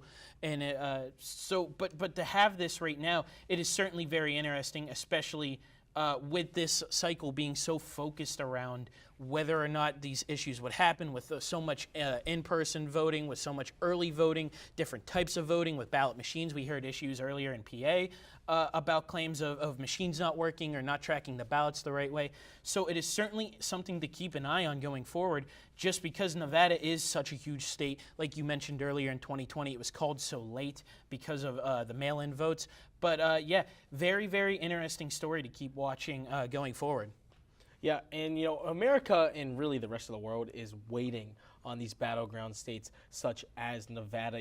It's going to be, tonight's election obviously is going to be something that impacts all of us, impacts the rest of the world. And so it's with all these votes coming in and having something like that, a little error there, especially in such a huge state, that's going to be, very interesting how that plays out, especially with, what each candidate will say about it, mattering how it goes for them. But still, plenty of action here tonight in this election, both for president and the Senate. Tons of stuff going on. So we can look even at Michigan again. Michigan still close. Only 31% of the votes counted in Michigan right now. So still plenty to go on Michigan. Lots of votes up there for grabs. You look at Georgia. Georgia, as we said, can swing late. It's been Trump most of the night. But still, it's at 90% of the votes counted, and Kamala has brought it back a little bit. So it hasn't been called for a reason. So, there's a reason where all these states haven't been called, because, we really don't know how it's going to go. You can see videos of these mail-in ballots that come in. It's really like a drive-through, and they have these big buckets. They have to process all of them, and that takes time. And that's really what most of what we're waiting on is. So it's going to be very interesting, Josh, especially in our state, Pennsylvania. Both candidates were even in the Pittsburgh area yesterday, and they were here, and they were, one last push, for what many believe to be the most key area in the entire nation of how the vote's going to go. And, we talked with Cam earlier, and he said, it hasn't been going as well for Kamala. And, I mentioned a little bit of how some voter categories, it's been going better for Trump than last election. So it's going to be very interesting, as I keep saying, with Pennsylvania, with Michigan, Georgia can still swap. You have Arizona. We're going to see what happens with Nevada as soon as we can get one vote in. But lots still tonight, Josh. Yeah, and so we are going to send it back over to Cam in a second with to talk about just those battleground states, because like you said, so much focus was on them going down the stretch into this election. So for more about the battleground states, we're going to send it back over to Cam. Guys, thank you. Some big news coming out of North Carolina. We need to go take a look at North Carolina immediately. Wake County, where Raleigh is at, this is not going great for Kamala. It wouldn't shock me if they do call this state soon. Kamala was supposed to be winning Wake County by a much bigger margin than she is right now. And as you can see, she's only winning about 62% of the votes. As we've highlighted all night, she really needs to dominate in those urban areas. Wake County is not where that is happening for her, and it could be to the detriment of her losing this state. The other place we need to look, Mecklenburg. That's where Charlotte's at in North Carolina. Another place where she needs to dominate, a place where Biden did dominate in the last election. As you can see, getting 65% of the votes. Biden got almost 67% of the votes. The big difference here, though, is that Trump isn't losing those third-party votes. In 2020, Trump got only about 31% of the votes, although Harris is pulling in similar numbers to what Biden did. Donald Trump is pulling about 3% more votes than he did in the last election. He's not losing votes to that third party, and that could be the reason he does end up winning North Carolina. Now, just to give you an update on Wisconsin. Wisconsin has been Democratic for a very long time, and as you can see right now, it's trending red. And one of the big reasons for that is you can see all of the red in here. All of the red in here. That being said, Kamala Harris can't be too worried about that. We're going to go take a look at Milwaukee right down here. Milwaukee, about 650,000 votes in a state that has about 3 million voters. Kamala winning about 66% of the votes right now. That's up from Biden winning about 63% of the votes and Clinton winning about 63% of the votes. So that being said, although things aren't looking good for the 16 electoral votes in North Carolina, the 10 electoral votes that she could win here in Wisconsin are looking much better for the Harris campaign. Guys, back to you. Thank you, Cam, on that one. We look a little bit further back. Harris down 100,000 with 54% in for Pennsylvania. That was a little bit ago. Now we're at 76%, and now she's down almost 200,000. So the gap in Pennsylvania, with many people, as we keep saying, was one of the key states in the election, if not the key state. It just keeps growing that little bit. And, as Cam just said, North Carolina, he said he wouldn't be surprised if that's called any minute. So we're starting to see here, as we said, it's going to be close, and it's going to matter on when these swing states and these battleground states get called. Some of them are starting to lean towards it's time to call them, Josh. Yeah, and I mean, comparing it back into the past of the Biden, which was the last election in 2020, and then going before that to the Hillary Clinton election, where there was I'm starting to see a bit of similarities in the maps, where states like PA, Wisconsin, Michigan were all trending towards Trump in the latter stages, which is why he proceeded to get that victory. And of course, he kept the normal southern states that Republicans had been used to winning, like North Carolina, Georgia. States like Arizona were even split and taken for Trump. Meanwhile, back in 2016, Clinton still won Nevada. So even with Nevada being taken out of the equation almost right now with claims of voter fraud or whatnot, everything is starting to trend in that direction of a 2016 result rather than a 2020 vote, even though it seems to be that Kamala Harris is doing Biden numbers, which was enough for Biden.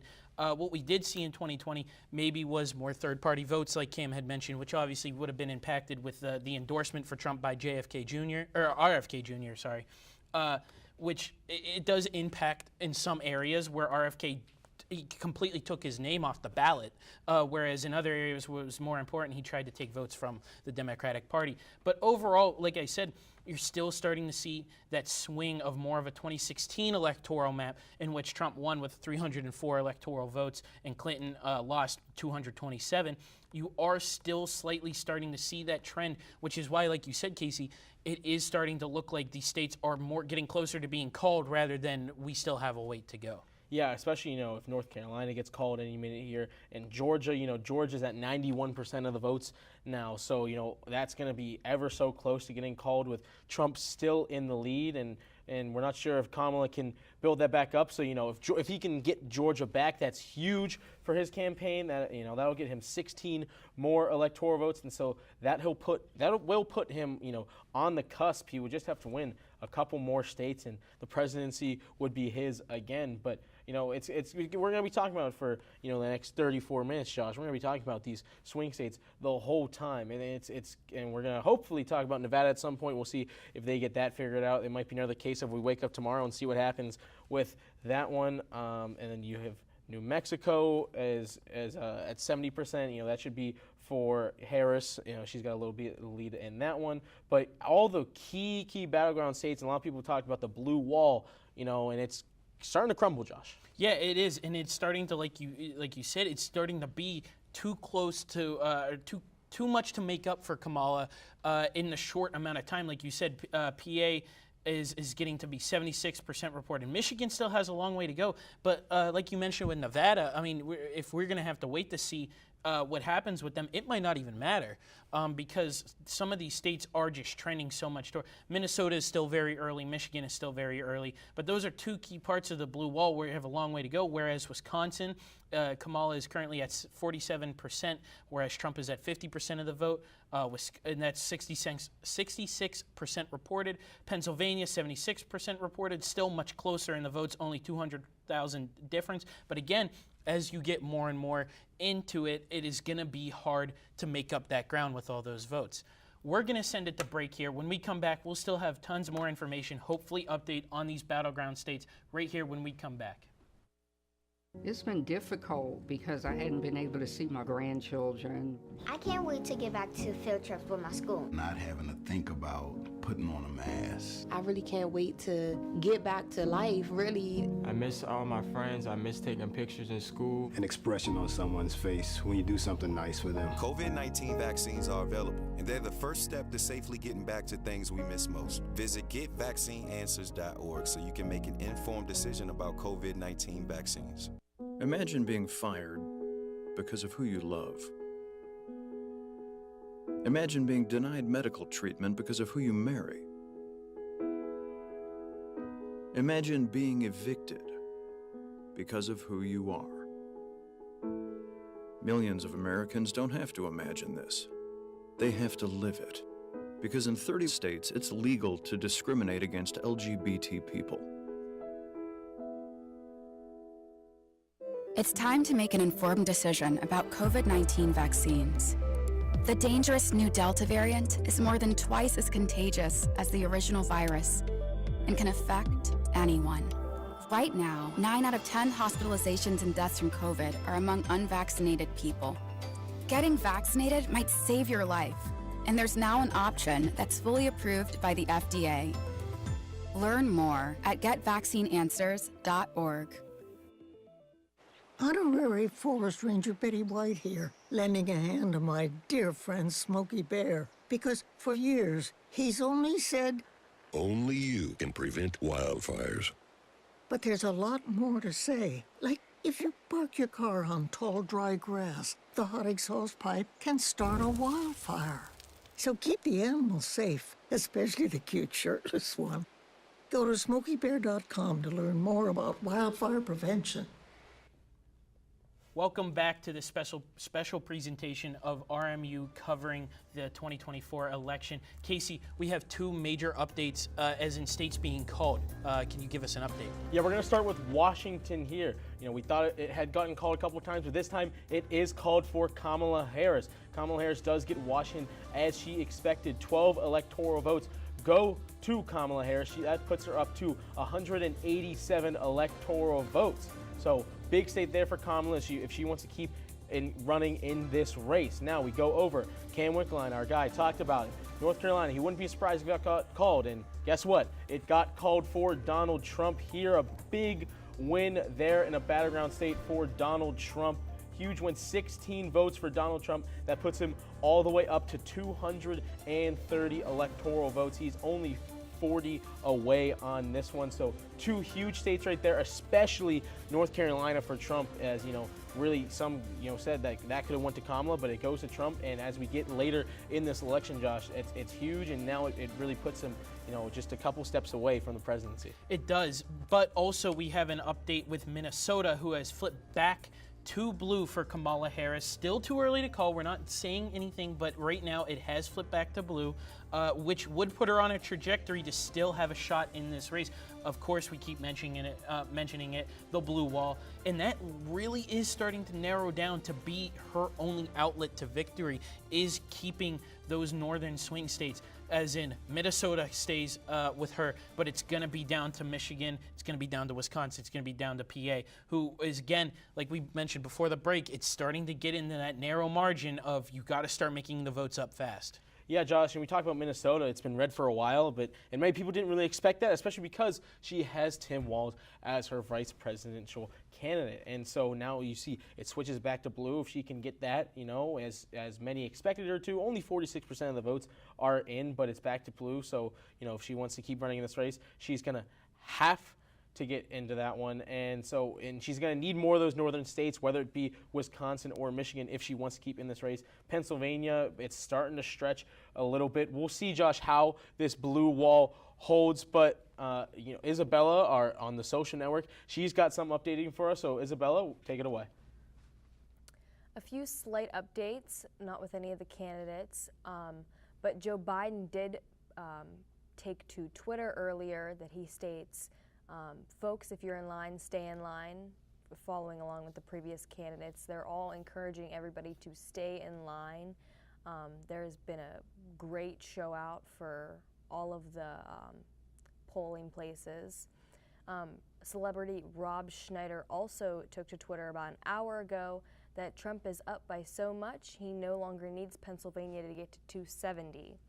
Along with Trump's favorite golf company, Tour Golf, they posted a meme that said if everyone had a brain and the whole country is red following Republicans. But besides that, Kamala and Trump have not posted anything to their socials as of right now. Back to the desk. Thank you, Isabella. But big news from our next door neighbors. A seat has been swapped in the Senate. Bernie Moreno wins the seat in the Senate for Ohio, flips it from the other candidate, Sherrod Brown, the incumbent. So big there. That puts the Republicans at 49 seats in the Senate. They are one away from taking control of the Senate, Josh. Yeah, and obviously that's huge. They've gained 2 seats already in this election, and so it does seem to be a bit of a Republican takeover so far in this election. Again, a lot of time left, or a lot of votes to be read, but in some of the narrower counties or states where it matters more, it's starting to get pretty thin for the Democrats. We're actually going to now send it over to Cam at the electoral map, where he wants to talk about some of the other states in play. Hello, guys. We did just talk about how North Carolina just got called for President Trump. So I want to look at North Carolina, specifically New Hanover, the county where Wilmington is at. This is a county, although it only has about 120,000 voters in it, this is one we want to take a look at because Kamala Harris needed to do better in this county. This county is a microcosm of what happened all over North Carolina and is the reason she lost this state. She needed to bring in about 50% of the votes or more. 50% was the bare minimum. She did not meet that number, and this shows essentially how all people in North Carolina were going to vote. A lot of experts predicted this county would show North Carolina as a whole. As you can see, she did not pull in the votes she needed to in New Hanover, and that is the reason she lost. And with her losing North Carolina, her margin to victory is getting slimmer and slimmer. At the moment, Donald Trump is currently winning in Pennsylvania and Georgia. And if Donald Trump were to end up winning in those 2 states, that would put him at the magic number 270. If he continues to win in Pennsylvania and Georgia, ladies and gentlemen, this election is over. And we are not going to know the full results of those 2 states probably until the wee hours of the morning, maybe even into tomorrow. But at the moment, it is currently trending that Donald Trump will be the 47th president of the United States. Obviously, too early to call anything yet, but the Harris campaign has got to be sweating by now. Guys, back to you.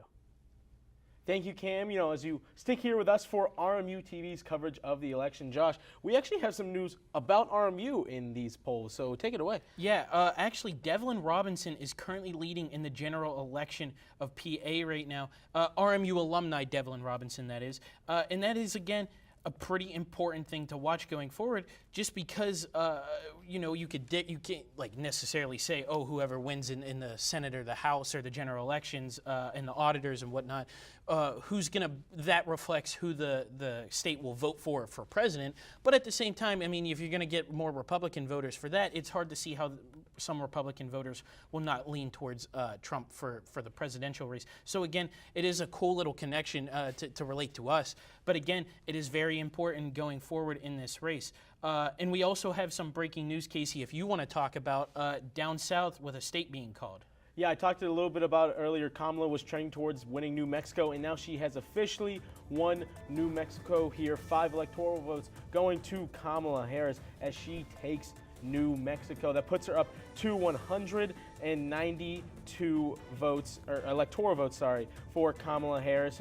She's trending towards winning Virginia. She was down before, so if she can get that, that'll put her over 200. So as we keep saying, it's trending towards, a Republican takeover a little bit, but there's still plenty of night left, Josh. Exactly, plenty of night left. And in fact, speaking of that, we do have an update on Nevada. There is 2% in.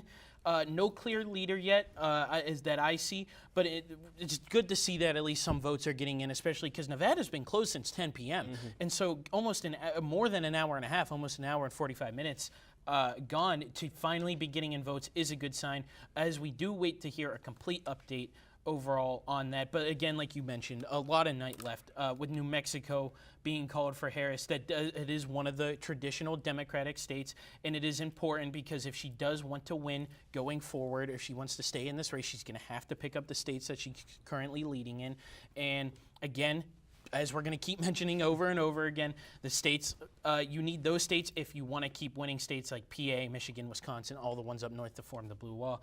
You're going to need to pick up those results along the way. Yeah, Josh, it's so important. But we're going to throw it to a quick little break here. And when we come back, we still have plenty of updates coming here on this very wild and very intriguing presidential election. Stay with us here on RMU-TV.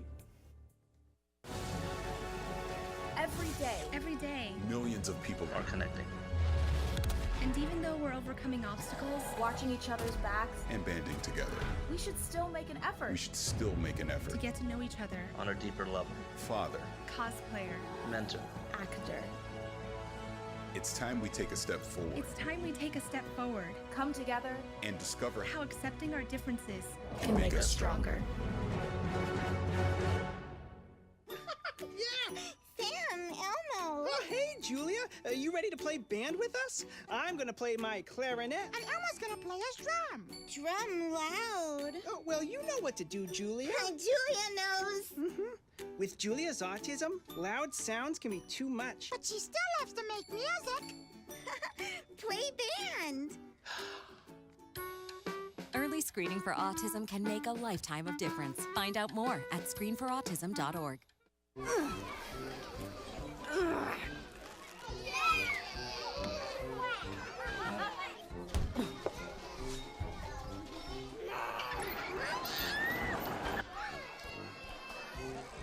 If you love them enough to crawl into a play place to get them to come down,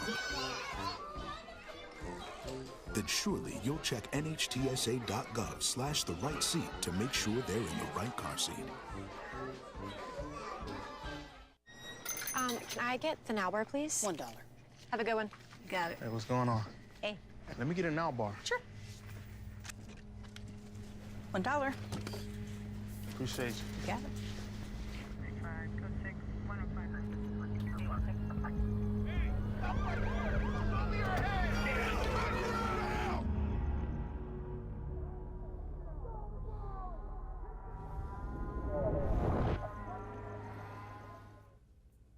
Welcome back to RMU-TV's coverage of Election Night 2024. But Josh, we've been talking about, how Trump has been starting to pull away a little bit, especially in these key battleground states. So, especially with some of the demographics that he's reaching towards, that's kind of flipping a little bit, especially the Latino population in some of these battleground states. So, Josh, I want you to go a little into, I know you wanted to talk about maybe some of the campaign strategies Kamala had, and why maybe they're not as effective as she thought they would be.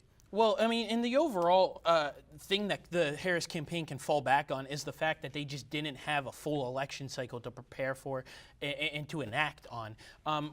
Joe Biden obviously saying in July that he wasn't going to be running. That's only a 2-3 months you're going to really get to kind of not only implement the campaign gather a campaign strategy and gather a campaign team, but also to implement it. And so I think you can maybe contribute that to reasons why New Mexico and Virginia have been a little bit of struggles for her to win, even though they are traditional Democratic, traditional blue states. And when you look at Trump, he's kind of just been winning everything outright in his state. I mean, there's maybe been a little bit of competition early on from Kamala in some of these states in terms of the early voting, maybe, and there might still be going down the line. And by no means are we saying that Kamala's out of this race. I mean, you never know what could happen, citing 2016 where everyone thought Hillary was going to win, and citing 2020 when Trump was on the trajectory to win. But overall, it has been maybe a little bit of a struggle for Kamala in the states that she traditionally and based on projection she should be winning. And so, again, especially if they don't come out with a win in this election, you do have to imagine Kamala and her campaign will be reiterating the fact that they did not have a full cycle to go into.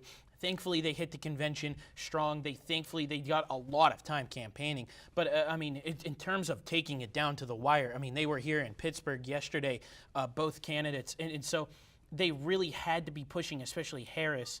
And so we do actually have breaking news that Virginia has been called for Kamala finally. That's good news for her, 13 electoral votes. That is something she did need. It puts her at 205 electoral votes total compared to Trump's 230. We're going to send it over to Cam a little bit to talk more about some of the swing states again. But of course, again, to reiterate, it took a little bit for Virginia and Nevada, or Virginia and Arizona rather, to be called. And in terms of other, like Michigan, where it's currently at 51% voting, it is important for her to win those if she still wants to stay in the race, but it has been a little bit more of a struggle compared to Trump, who's taken his states and just run with them, like Ohio, Kentucky, Tennessee, all those southern states. And Georgia is still up for grabs, but overall, it's been a little bit of a struggle for Harris. Yeah, and in Nevada, we'll see what happens with that. Wisconsin, Michigan, Pennsylvania. But one thing I do think that actually did end up working for Trump, a lot of people, especially ones who are more neutral voters or ones who just are not as informed with politics, a lot of people were not as familiar with Kamala Harris because, she was not the presidential candidate. She's been the vice president for the last few years. And so coming in, you'd expect to see a few more debates than one presidential debate, but, but Donald Trump didn't go into it. And, the one debate they had, a lot of people thought it was a very strong debate for Kamala Harris, but I just don't know if it was enough for the neutral voters and people who just are not as familiar with politics to really get familiar enough to confidently put her vote in, whereas everyone in America has known Donald Trump for decades, and as a politician they've known him for about a decade now. So yeah, we're going to send it over to Cam now as he jumps into a few more of these battleground states. Hello, ladies and gentlemen. I'm back. I know you've missed me. We are going to talk about Nevada, now that Nevada is finally getting some votes.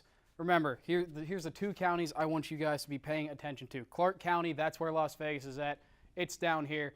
We're not getting any votes yet. That being said, we're starting to get some votes in the state, so I just wanted to highlight that.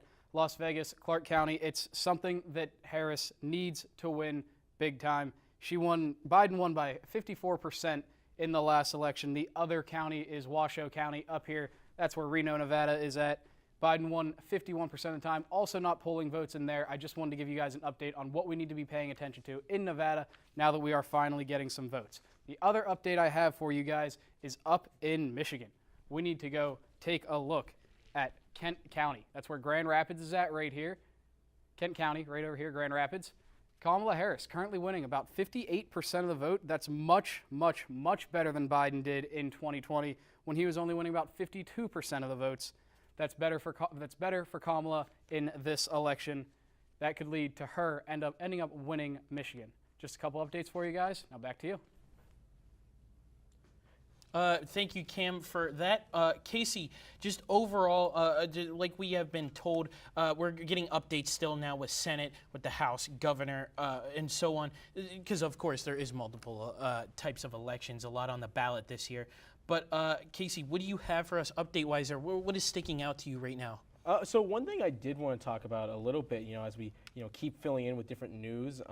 One thing is a big update, just in Missouri, one of the big topics this election has been abortion rights for women. And in Missouri, it was the first state to make abortion illegal after Roe v. Wade. And but now the voters have approved a measure to replace that near total abortion ban. So, despite Missouri being a state that goes more towards Trump, you can see that still some, Democratic, policies are still being in effect. And so maybe that is a good sign for Harris that, that there's still some Democratic voters who are coming in for her. And, and Virginia obviously was a big one. She's only down 25 electoral votes. So it's really going to matter, if these last voters that come in can go for her. Georgia, there still has to be 9% of the votes. PA, there still has to be almost 20% of the votes. You have Michigan, it still has 60% of the votes to come in for Michigan. Wisconsin still has 30%. Nevada, and we know, just started to get in. Arizona still has 50% of the votes. So as we keep saying, Josh, it's not like this race is over. It's just a little further for Trump in some of these states than we thought it would be. Yeah, and the margin of error is shrinking.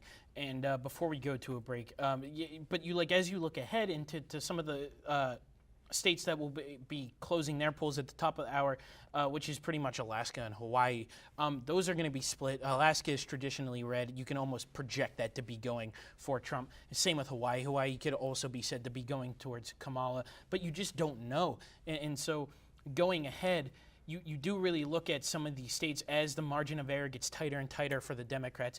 Can Kamala turn this around, and can we get into a situation in 2020 where we wake up to some news maybe rather than in 2016 where we were kind of projecting a Trump win? But we're going to go to break. We'll see you back here in just a couple of seconds.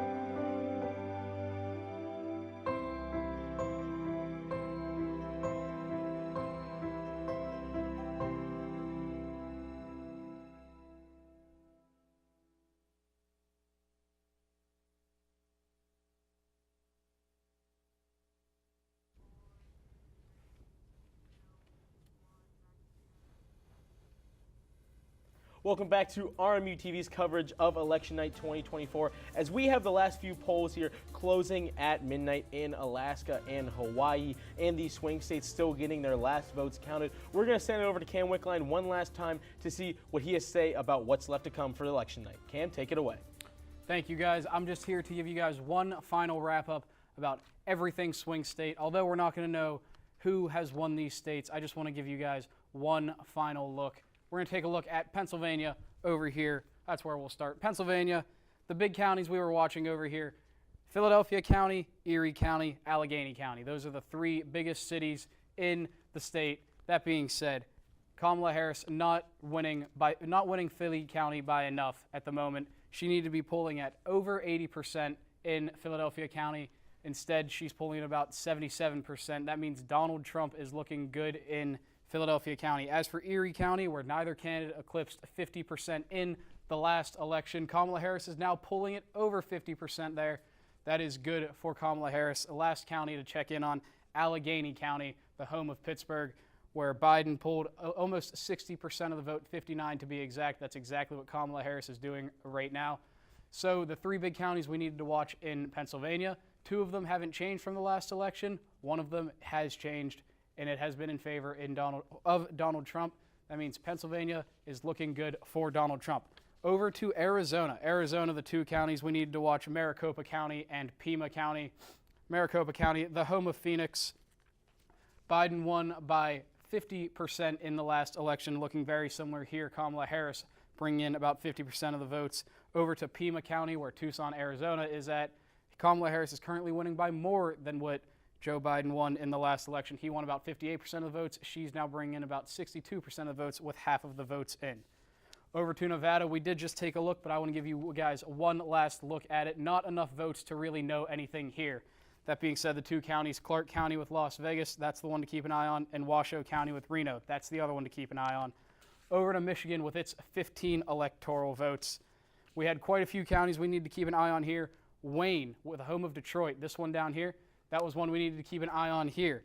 Joe Biden won by almost 70% in the last election. As you can see, Kamala Harris not bringing in nearly that total, although only 16% of the votes in. Still too early to know there. Kent, the home of Grand Rapids, Michigan, Over here, Kamala Harris bringing in about 58% of the votes right now. That's much better than Joe Biden did in 2020, much better than Clinton did in 2016. When she didn't even bring in 50% of the votes in 2020, Biden brought in about 52. You're seeing with about half the votes in there, Kamala Harris bringing about 58% in. So Kamala Harris looking good in Michigan. Over to Wisconsin with its 10 electoral votes. The couple of counties we need to keep an eye on, Dane County, down here, Madison, Dane County, Biden won about 75% of the votes. Now you can see with 95% of the votes, Kamala Harris pulling in about 75% of the votes again. That's much better than when Clinton went in 2016. She only pulled in about 71% of the votes. Over to Milwaukee. Milwaukee is where quite a large portion of this population is at. You can see Kamala Harris bringing in about 66% of the votes at the moment, with 58% of the votes in Milwaukee County. Down to Georgia. I promise you guys are getting the full rundown on all the swing states right now. Donald Trump currently in the lead. We need to take a look at the Atlanta area, specifically Cobb and Fulton County. Fulton County in 2020 went 72% for Joe Biden. Is going at about the exact same thing, 71.9%, basically 72, with 93% of the votes in. As for Cobb County, it went about 57% for the Democrats, going at about 56.8% with a large majority of the vote in. Not much has changed there from whenever it went Republican from whenever it went Democratic in 2020. The other county we need to take a look at is Baldwin County, when it went 50% for Biden in 2020, went for about 50% for Clinton in 2016. That shows the suburban vote across the state.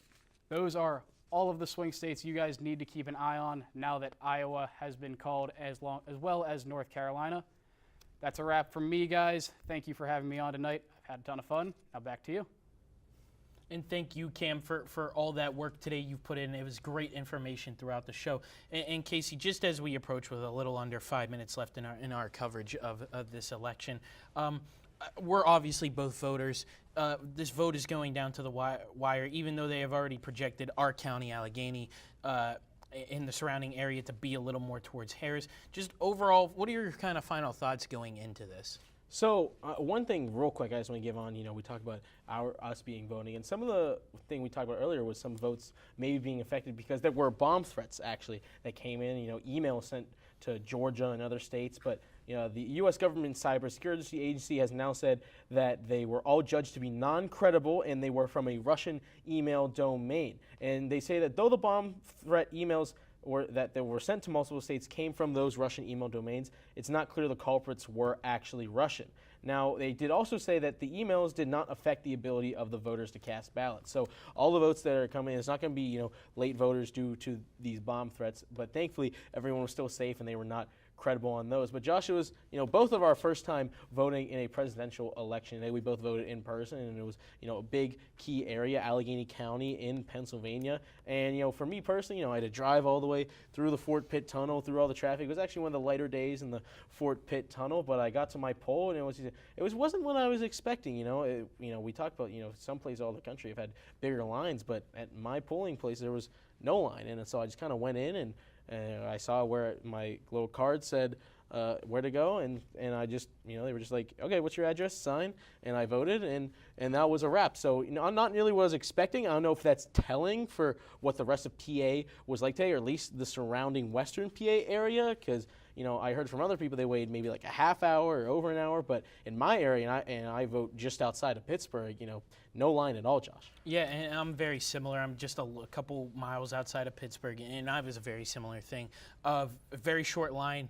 Wasn't a lot of. It wasn't a whole big event to vote, and I think that does make it more accessible, and is why so many more people may have came out to vote in this election, was just because. Especially when you have the methods available to you, like early voting, early in-person voting, early mail-in voting, stuff like that, you're able to do it maybe a bit easier. It's not a whole lot of work, but it is still a lot of work to count the votes. And so that we got a long way to go, obviously, in the election, and we're not going to make any predictions or anything right now. But again, it's not a grand big thing to go and vote, and that's maybe why so many people have done it so far. Yeah, and I think the mail-in ballots especially, in 2020 was a huge thing, again, kind of more being introduced for a lot of people, and, that's how a lot of them came in. That's how a lot of the late votes came in, and that may be the same today of, where some of these votes will come in at, and I think it was a big thing for a lot of people, just like, maybe they didn't have time on election day today, so, they mailed in their ballot, and that's what a lot of these votes are going to be, and that's why a lot of these states are, a little later to being called than some of these last elections, Josh. Yeah, and I agree. It's just a whole lot of time left, lots of more voters, lots of different situations, obviously, the last time with COVID. So a lot to still happen, but that'll do it for us. Casey, any final remarks? We still got, right now, we're going to look at it real quick. Donald Trump still has 230 electoral votes, Kamala 205, and these swing states still have to be called. Arizona, we'll just go over them all real quick. Arizona, 50% of the votes counted, still red. You've got Wisconsin, it's still red at 75% of the votes counted. You've got Michigan, only 45% of the votes counted, still red by a narrow margin. PA up to 83% of the votes counted, and it's still red by almost a couple million votes on that one. Georgia still has to be called. It's at 93% of the votes counted. That one is still red as well. So you can see here, the election is not over yet. The results are not over yet, but that is all for that. But thank you all for joining us for RMU-TV's election coverage this year. We'll see who the president is when you wake up tomorrow morning. Thank you, Josh. Thank you, everyone upstairs. Thank you, all of our producers. And thank you all once again. And thank you. And